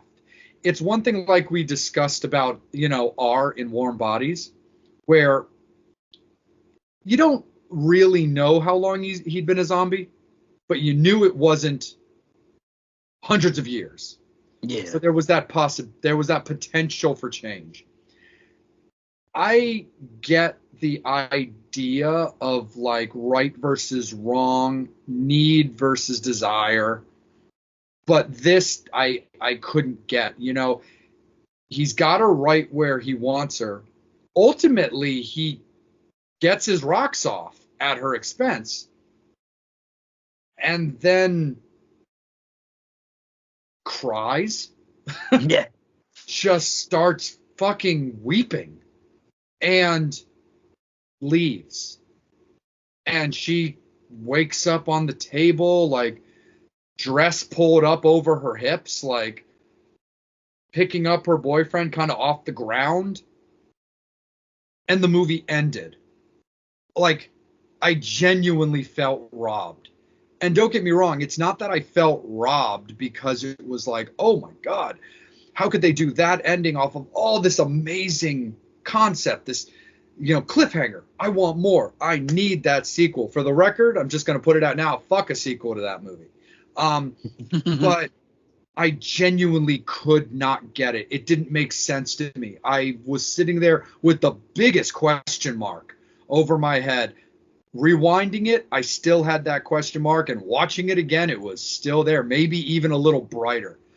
I don't know, man. I couldn't get it. It's been a while since the end of a movie legitimately like made me upset, like just kind of angered me, kind of pissed me off. That did it because again, I've seen this movie before, but again, we you and I have quite the extensive collection. There are certain movies that we could watch every week, and others get lost in the shuffles that you break out periodically. And Embrace is one of those movies. I've seen it multiple times, but not recently. And now rewatching a movie that I have to make sure again I'm paying attention to, man, it brought that shit back to light. And I was like, whose idea was that? Yeah.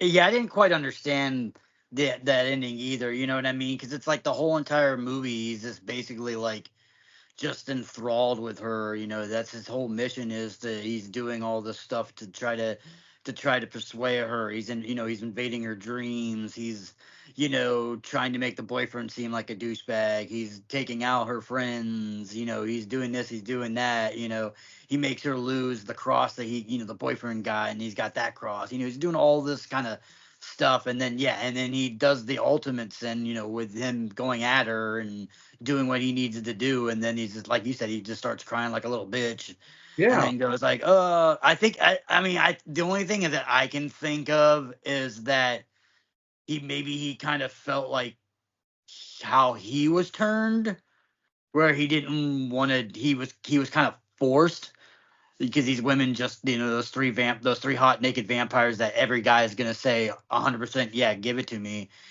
so you can't really fault him in general, but yeah, he was, and it's like the Interview with the Vampire, where when Lestat talks to Louis, he's like, I'm gonna give you the choice that I didn't get. So maybe he was kind of like that, where it's like, yeah, I can make her and she's mine and she should be mine because of that, but it's like, then I'm no really any better than what I got turned into, how I got turned. So, but then again, it's like I don't understand all of a sudden that epiphany comes from. It's just like after all that's like it don't make any. You think like maybe throughout the halfway through the movie, it just kind of took the movie, like the ending just kind of took the eroticism out of it. All of a sudden, it was Yeah. like it's. I mean, it's kind of like a person doing a crime and then being sorry for it afterwards, even though they knew they probably shouldn't have done it to begin with. It's like, yeah, it kind of, unfortunately, most times you got to live with with the consequences of your choices and stuff like that. Where it's like, yeah, it was. Yeah, that's my only explanation I can think of is a possibility of that, where he knows that she will never 100% love him, and he loves that, and all this other stuff like that, and he kind of manipulated her to kind of fall in love with him somewhat, and he just kind of maybe felt like he wasn't, it wasn't true, where his love for her to begin with before he got turned into a vampire, that was true love. Like his Yeah. past love with Melissa Malinois's character, in the 300 some years ago, they actually had true love, and Yeah. it got taken away from him by three hot vampires. Like I said, no one's gonna not take that choice. But anyway, I'm just saying And that I that's the only thing I can think of. But still, it was really like, what? I Okay, I mean, feel I like was the you're same in way too. I feel like you're in the ballpark because but my thing for that is like all they had to do in it just you know from a non-filmmaker in my opinion is like if he kind of freezes up for a second, kind of maybe looks up, and they do that kind of flash scene thing where that they do for when people are thinking about something or a memory or reenacting a situation. Had they done like a flash scene that goes back to that, maybe shows that moment where when he's human looking into Alyssa's medieval self, when they're looking at each other that way with those eyes and that love and passion, to maybe flash to the taking of him by the brides, as I'll call them. I think they're called nymphs in the Yeah, actual movie, but they kind of have that Dracula's bride thing as well.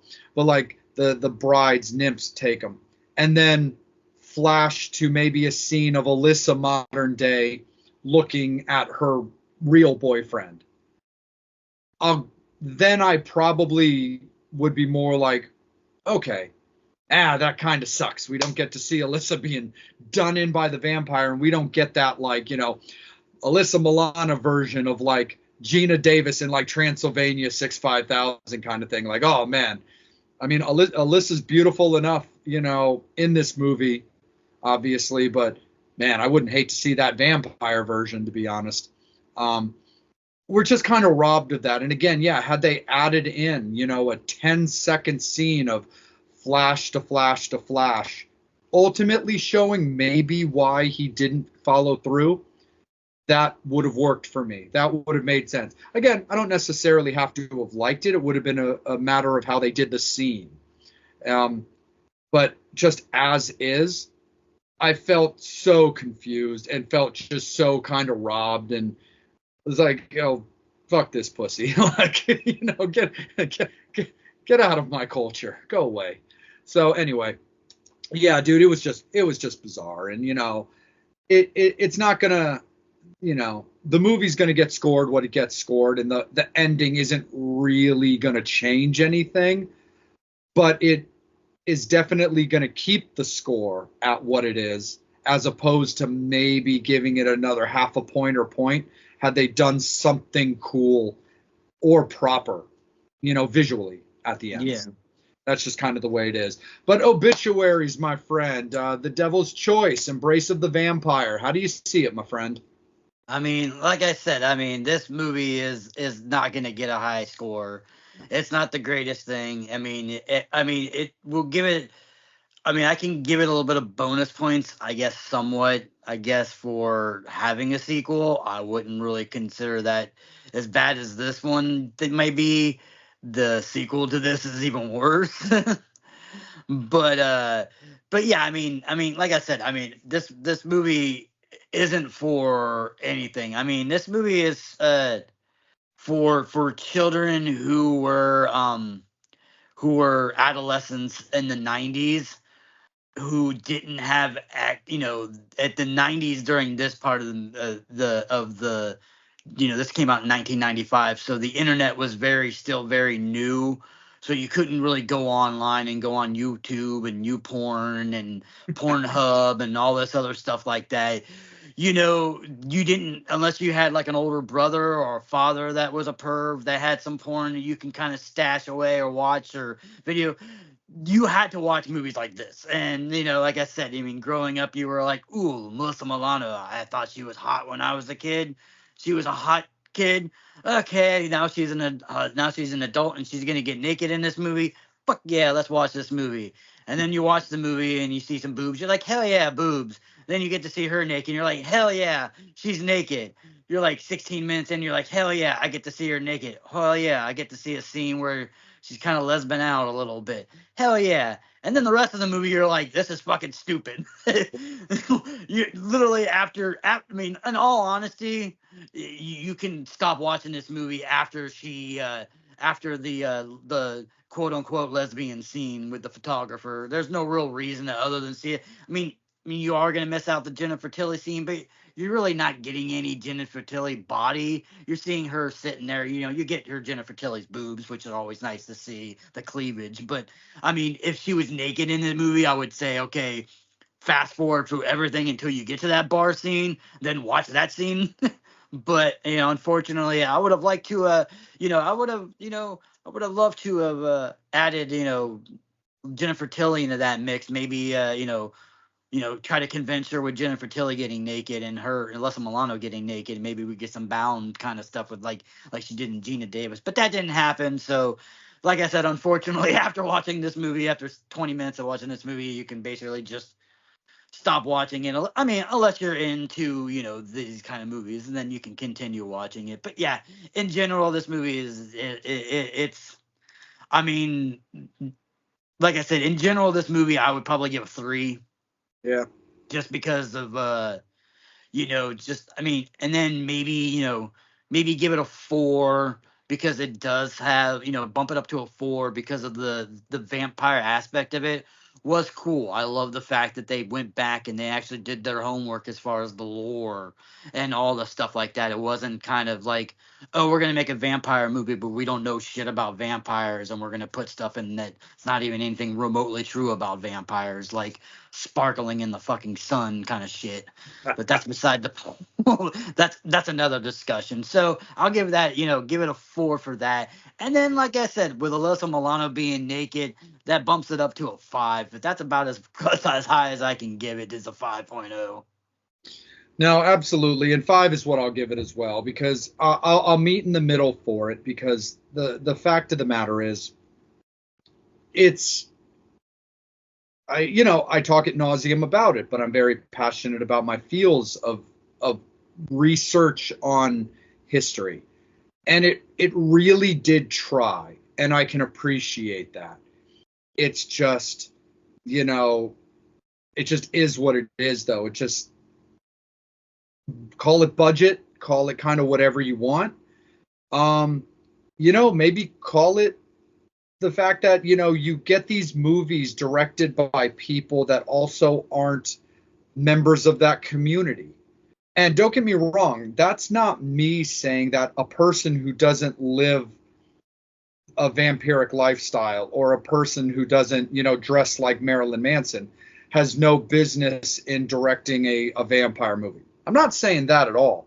I'm just saying that there are benefits, though, to finding directors that either have a legit skill set or history in those type of mythical movies, as opposed to, plucking, a director that's like, well, they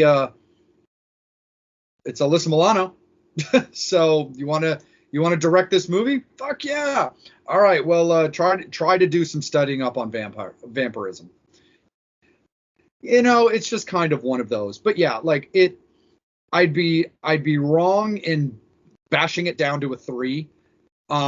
Be you know because that's just incorrect. Like that's just sour grapes. That's just being a dick.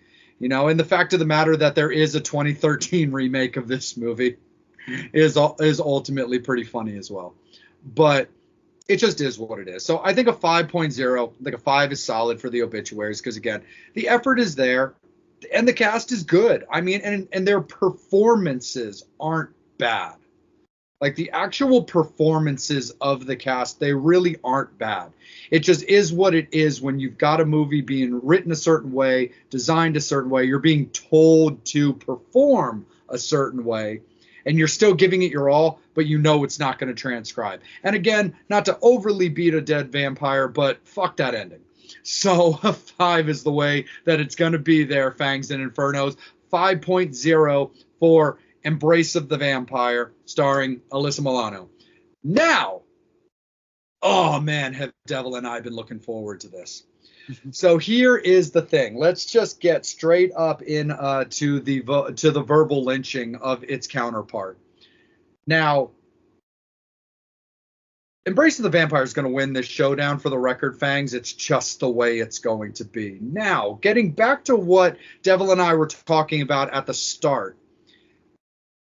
Vampiros Lesbos from Germany is strangely considered the gold standard of erotic horror. How that happened, I'll never understand. And I've got vampire movies, for example, from independent filmmakers that, of course, definitely tap into that eroticism style. And they would actually rate higher, and they're horrible movies. So Vampiros Lesbos is really, really strange. So it's one of those things. When Devil and I put together these showdowns, and we try to really be proper, that you guys are going to get a proper showdown, that we're not taking a movie that ultimately we know is an 8 and putting it up against a movie we ultimately know is a 4. That doesn't benefit us. That doesn't benefit you. And it's pointless conversation. I knew going in that a victory for Vampiros, regardless of Devil's choice, was going to be a real stretch to win this one. But to be honest, I feel like we wouldn't be really doing a proper erotic showdown, at least not for our first one, without kind of biting the bullet and discussing this movie. Because anytime you Google erotic horror, Vampiros Lesbos is always in the top 5, top 3. It's always like the first, if not the beginning chunk, not rankings wise, but it's always the one of the first movies, if not the first movie, that's always spoken on in erotic horror. And the last thing for when it comes to my soapbox is it's really not a horror movie. It's a touch of murder, but there's like one bite, like 3/4 the way through the movie. So it just is what it is. Strap yourselves in, Fangs, because we're not going to be nice. But again, we kind of knew we had to include this movie in the showdown. So it's just the way it is. Devil, my friend, let's see what we can do about keeping this movie out of the negatives. Yeah. So I mean, so like you said, it goes, I think a lot of it just because it's one of the not the first, but one of the first pioneering of the erotic vampire, genre and stuff like that with that. But it's so weird because, like I said, granted, yes, you have everything that you want in an erotic horror film. Especially in this film. It definitely has what it is. There's nudity straight into the movie. You're 2 minutes into the movie, you got nudity. Good thing about this movie, it was made in the in 1971, so you have that late 60s, early 70s weird music, kind of porn music that's in the background. So you got to love that. The fact that it's in that era too. You got Bush, and who doesn't like a Bush? Especially, I mean, look at this hairy motherfucker. He likes a Bush. So I Oh mean, yeah, I mean, Devil is a Bushman. so that you gotta love that. I mean, just like Booger said in Nerds. I mean, we've got Bush, and it starts off right to begin with. But unlike we were talking about a few minutes ago with Embrace of the Vampire, where they used a little bit of that knowledge and that history of vampirism and that kind of like historical and lore of vampires. This movie talks a big game about it because the castle that they're staying in, this house that this countess is staying in, is apparently Dracula's house. So they mentioned she name bombs Dracula. She's like, oh, yeah, I don't like to name bomb with my celebrities, but this happens to be Dracula's house. Ooh, yeah. But nothing in this movie follows any kind of lore whatsoever in this movie. I mean, you find the Countess in the beginning of the movie doing some kind of weird dance thing that you're not 100% sure what she is anyway. So at that time I can kind of make sense, but she already is what she is. But she's doing this erotic dance with this girl that's kind of a mannequin, and she's done that, but she's playing off to a mirror, which you can't see your fucking reflection if you're a vampire. I mean, that's vampire 101 is Yes. they cast no reflection. So I mean, you already you broke almost rule number one of vampirism there too. Rule number two, I mean, and granted, other vampire movies have kind of done that, and they use little things like that. Like I said, the shit movie of Twilight with sparkling, with Blade, at least in that movie, they kind of like put on some kind of suntan lotion or stuff like that to keep them away from the sun. Not in this movie. She's just fucking sunbathing like she's just a normal fucking chick at a beach. And you're like, wait, this makes no sense either. So there's no freaking rule against sunlight, which is another huge vampire mistake in this movie. So it's like, wait, did anybody even know anything about a vampire when they made this? Was like, they were like, oh, we're just gonna pretend like she's a vampire. We just want a bunch of naked chicks and we want a bunch of nudity scenes, and we're just gonna call it vampire eroticism. And that's, like I said, that's within the first, like, 20 minutes, 30 minutes into this movie. You've already gotten to that part of it. You're like, what the hell? And like you said, I mean, there's not very much as far as vampirism in this entire movie. You know what I mean? You have that, like I said, you have those tropes where it is, they talk about, and then, like I said, there's barely any fighting. It's more of like a serial, like you said, it's more of like a serial killer type Yeah. movie, or she's just like this female killer kind of thing. And then, like you said, you get like one little quick scene of like some neck biting and stuff like that. But yeah, it was just like that. And then we'll while we're beating the dead horse that's already down on the ground, the third big huge mofo of this movie. And don't get me wrong, I'm not shitting on it completely, because you know me, we love Dario Argento. We Yeah. did Dario Argento. We did, we know we've talked about the Gallo stuff, and we talked about how it's red. And his blood wasn't really real looking. It was super, super red. That was the whole point of that.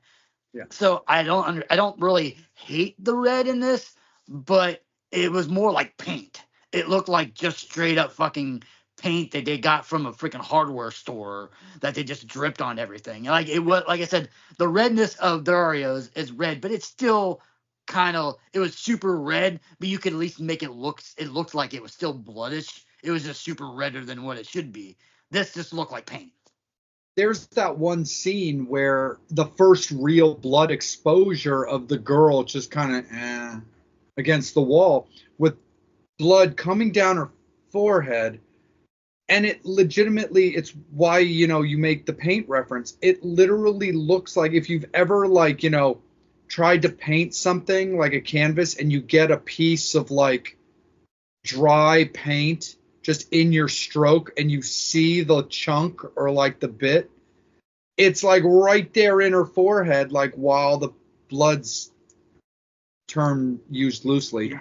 coming down her face. And I'm like, don't even try to give me no blood clot bullshit on this. Yeah, yeah. I mean, even the blood on the window that's dripping that you see throughout the whole entire movie. It just like I said, it looks like paint just dropping down and just like it was just like there was no you couldn't even get close to like No. some food coloring and some and something to the extent like that. Like no, they like I said, these motherfuckers just got paint. They just got lazy. And I was like, and it's funny too, because like, yeah, because we talked specifically actually about Dario's Dracula. Like we specifically broke that movie down in a previous showdown, and then of course ultimately talked about his entire filmography, of which, we talked about the blood consistently not being of quality, but not being copped out either. It's just that's Dario's style. It just is what it is. This was just literally not even trying. And it's funny because you get a movie like Psycho where the blood was chocolate syrup.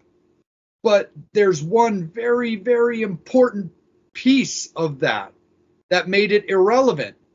It's a black and white movie. Like, Yeah. you could have used anything for blood in that movie. All it had to do was be dark. And it really didn't matter. You could have, dripped ice cream on somebody in Psycho, because the whole point of it is going down the drain or coming down somebody's throat or just whatever. This is just irresponsibly bad. It's like you said, it's like there's always that phrase, what's in a name? This is kind of the ultimate what's in a name, because it's like, bro, how? Like, is there any thought behind this? Again, like, yeah, I don't need to get back up on my soapbox about vampiric lore to talk about reflections and, sunlight. Devil, we don't need to go there. We'll never end this episode. But it's insane that you would go that way. And it's one thing to not call a movie a vampire movie and then maybe have a bite or something in there where you kind of lead it up to interpretation, the eroticisms of X or something. You could have called this movie so many other things that would have at least given it the opportunity for Fangs to wonder, come to their own conclusions. But you put it right straight up out there. Honestly, Vampiros Lesbos was honestly, Embrace of the Vampire would have been closer to that title. Like Embrace of the Vampire, you could have gotten away with calling it Vampiros Lesbos, despite the fact that there was only one real scene involving that. And it would have actually made more sense than the movie that actually is titled that way. And look, man, I give it credit to those early, foreign filmmakers. We do love our foreign filmmakers, but this movie was insanely painful.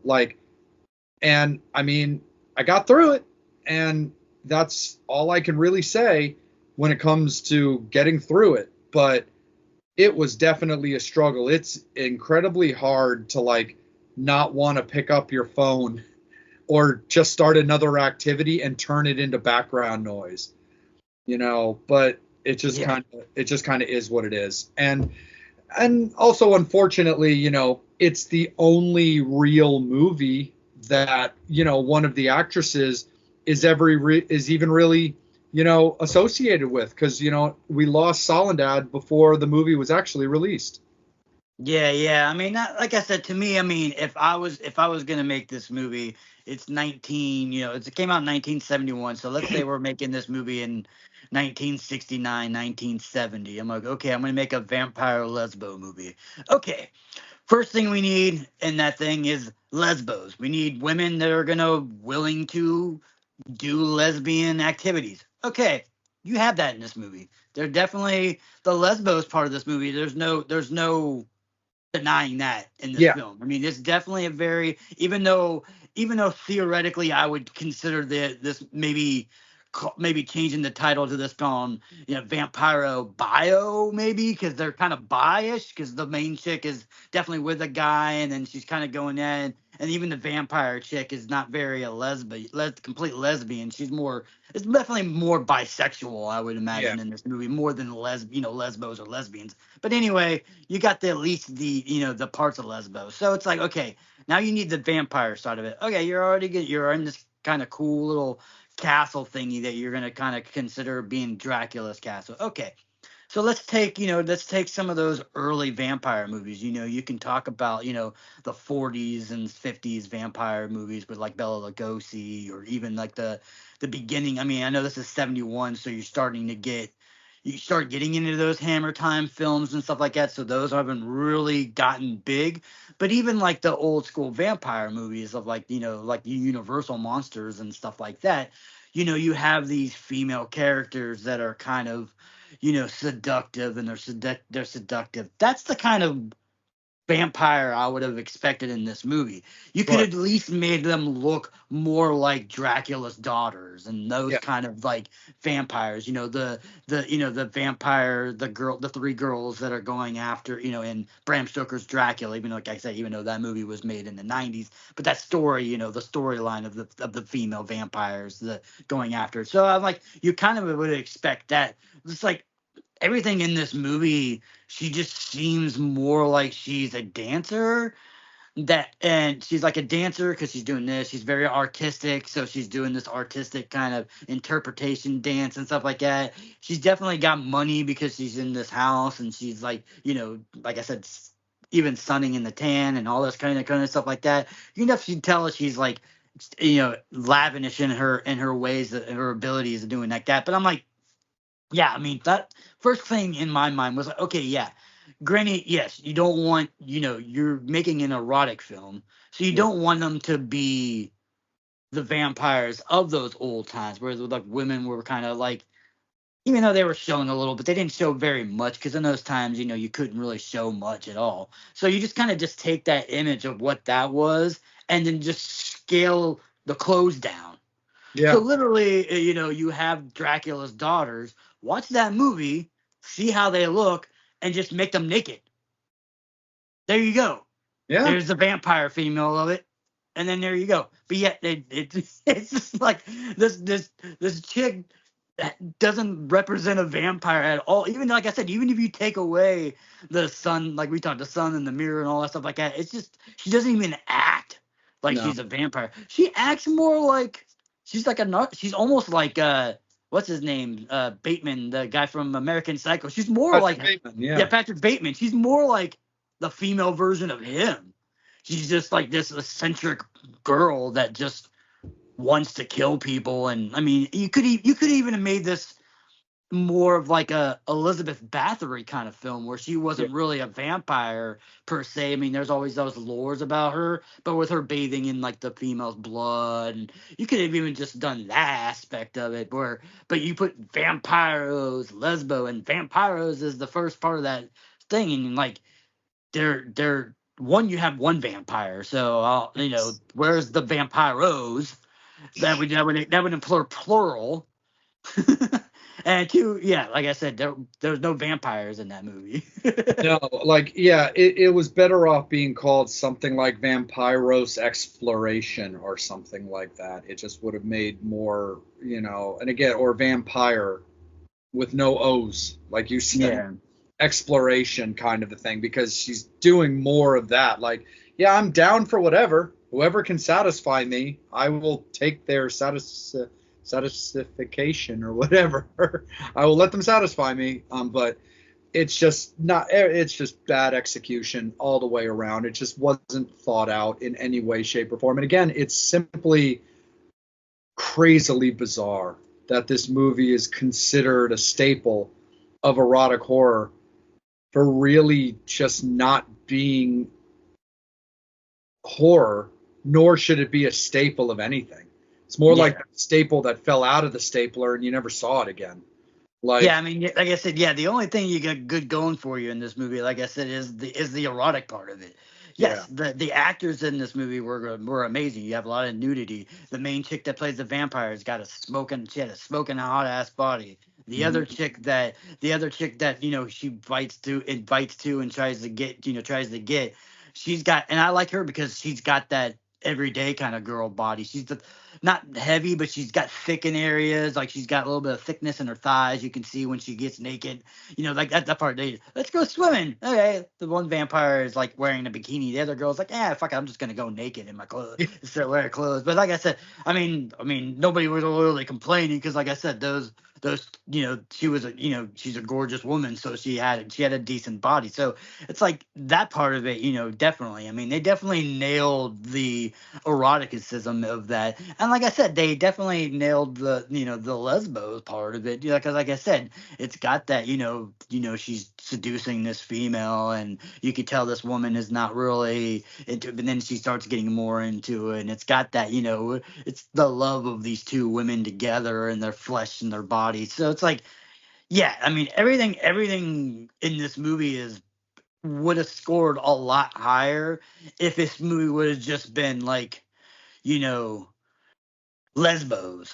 Yeah, Just call it lesbos, or basically. or erotic lesbos, or like bloodthirsty lesbos or something like that, where you're doing as soon as you think vampire, you have an image in your head. Even like I said, there's a little bit of that vampirism in this, but it's not enough, so it would have been more bloodlust Yeah. vampires. No, 100%.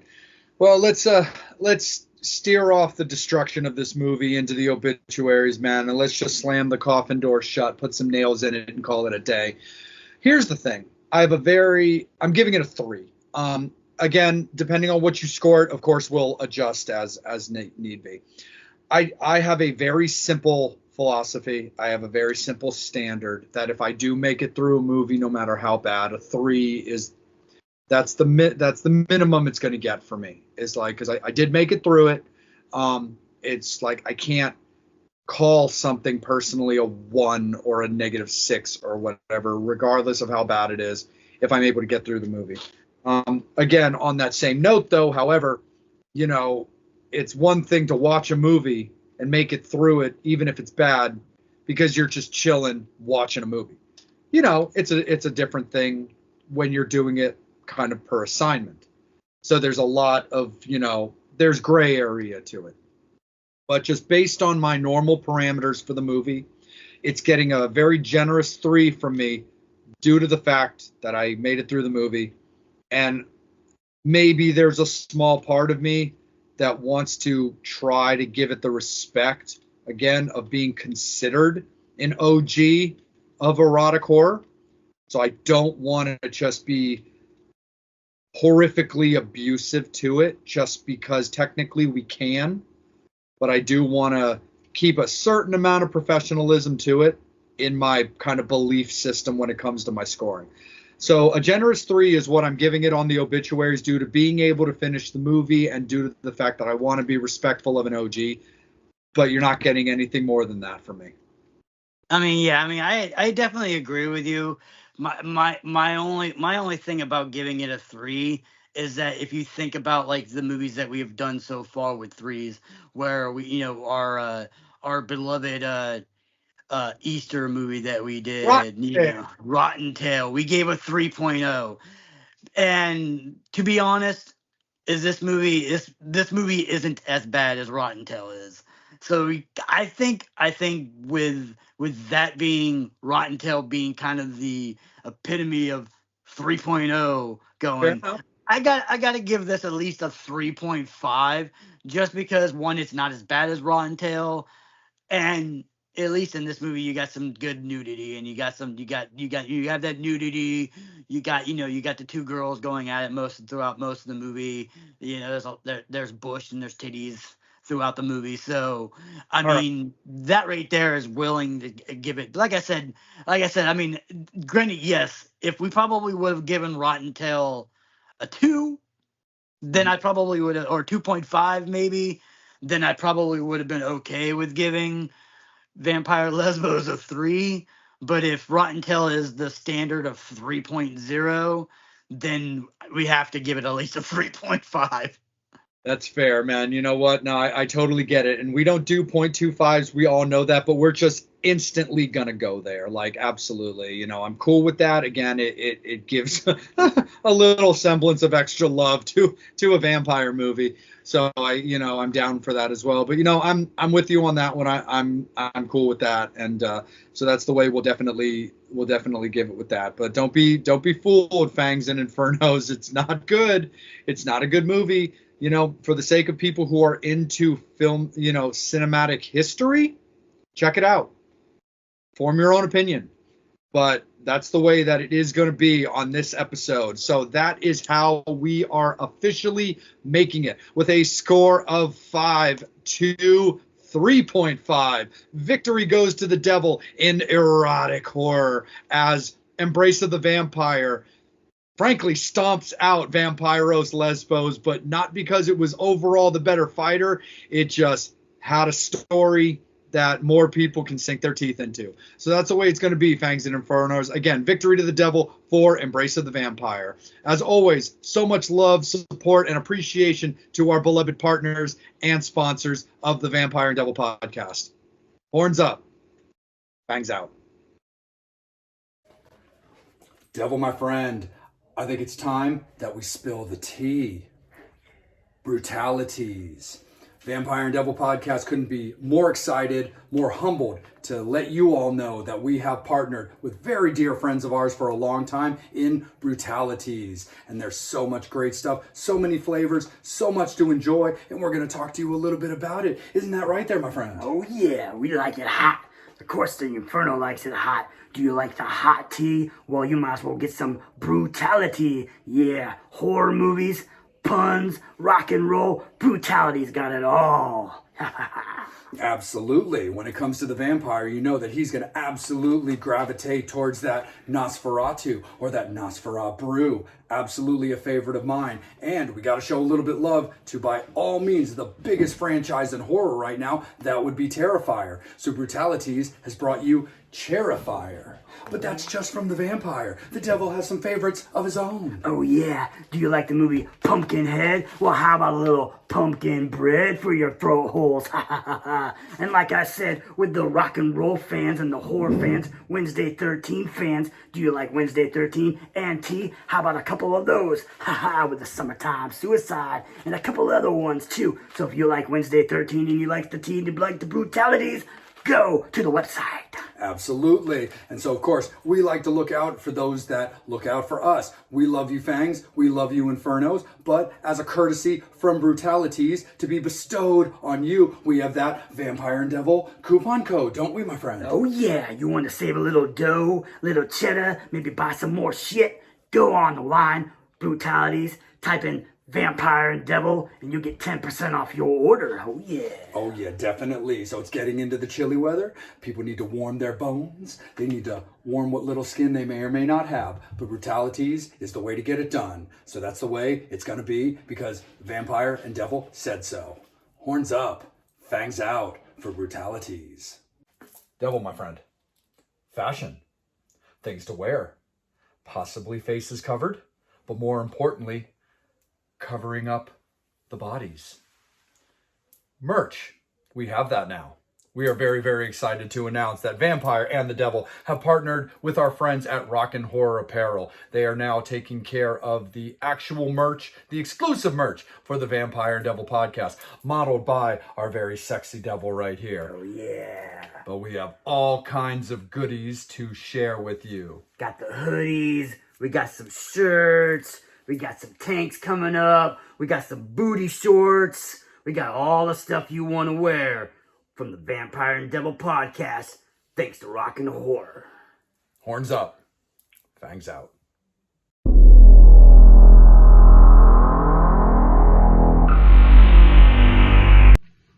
All right, Fangs and Infernos. Let's have a talk about a new Coffin Nails.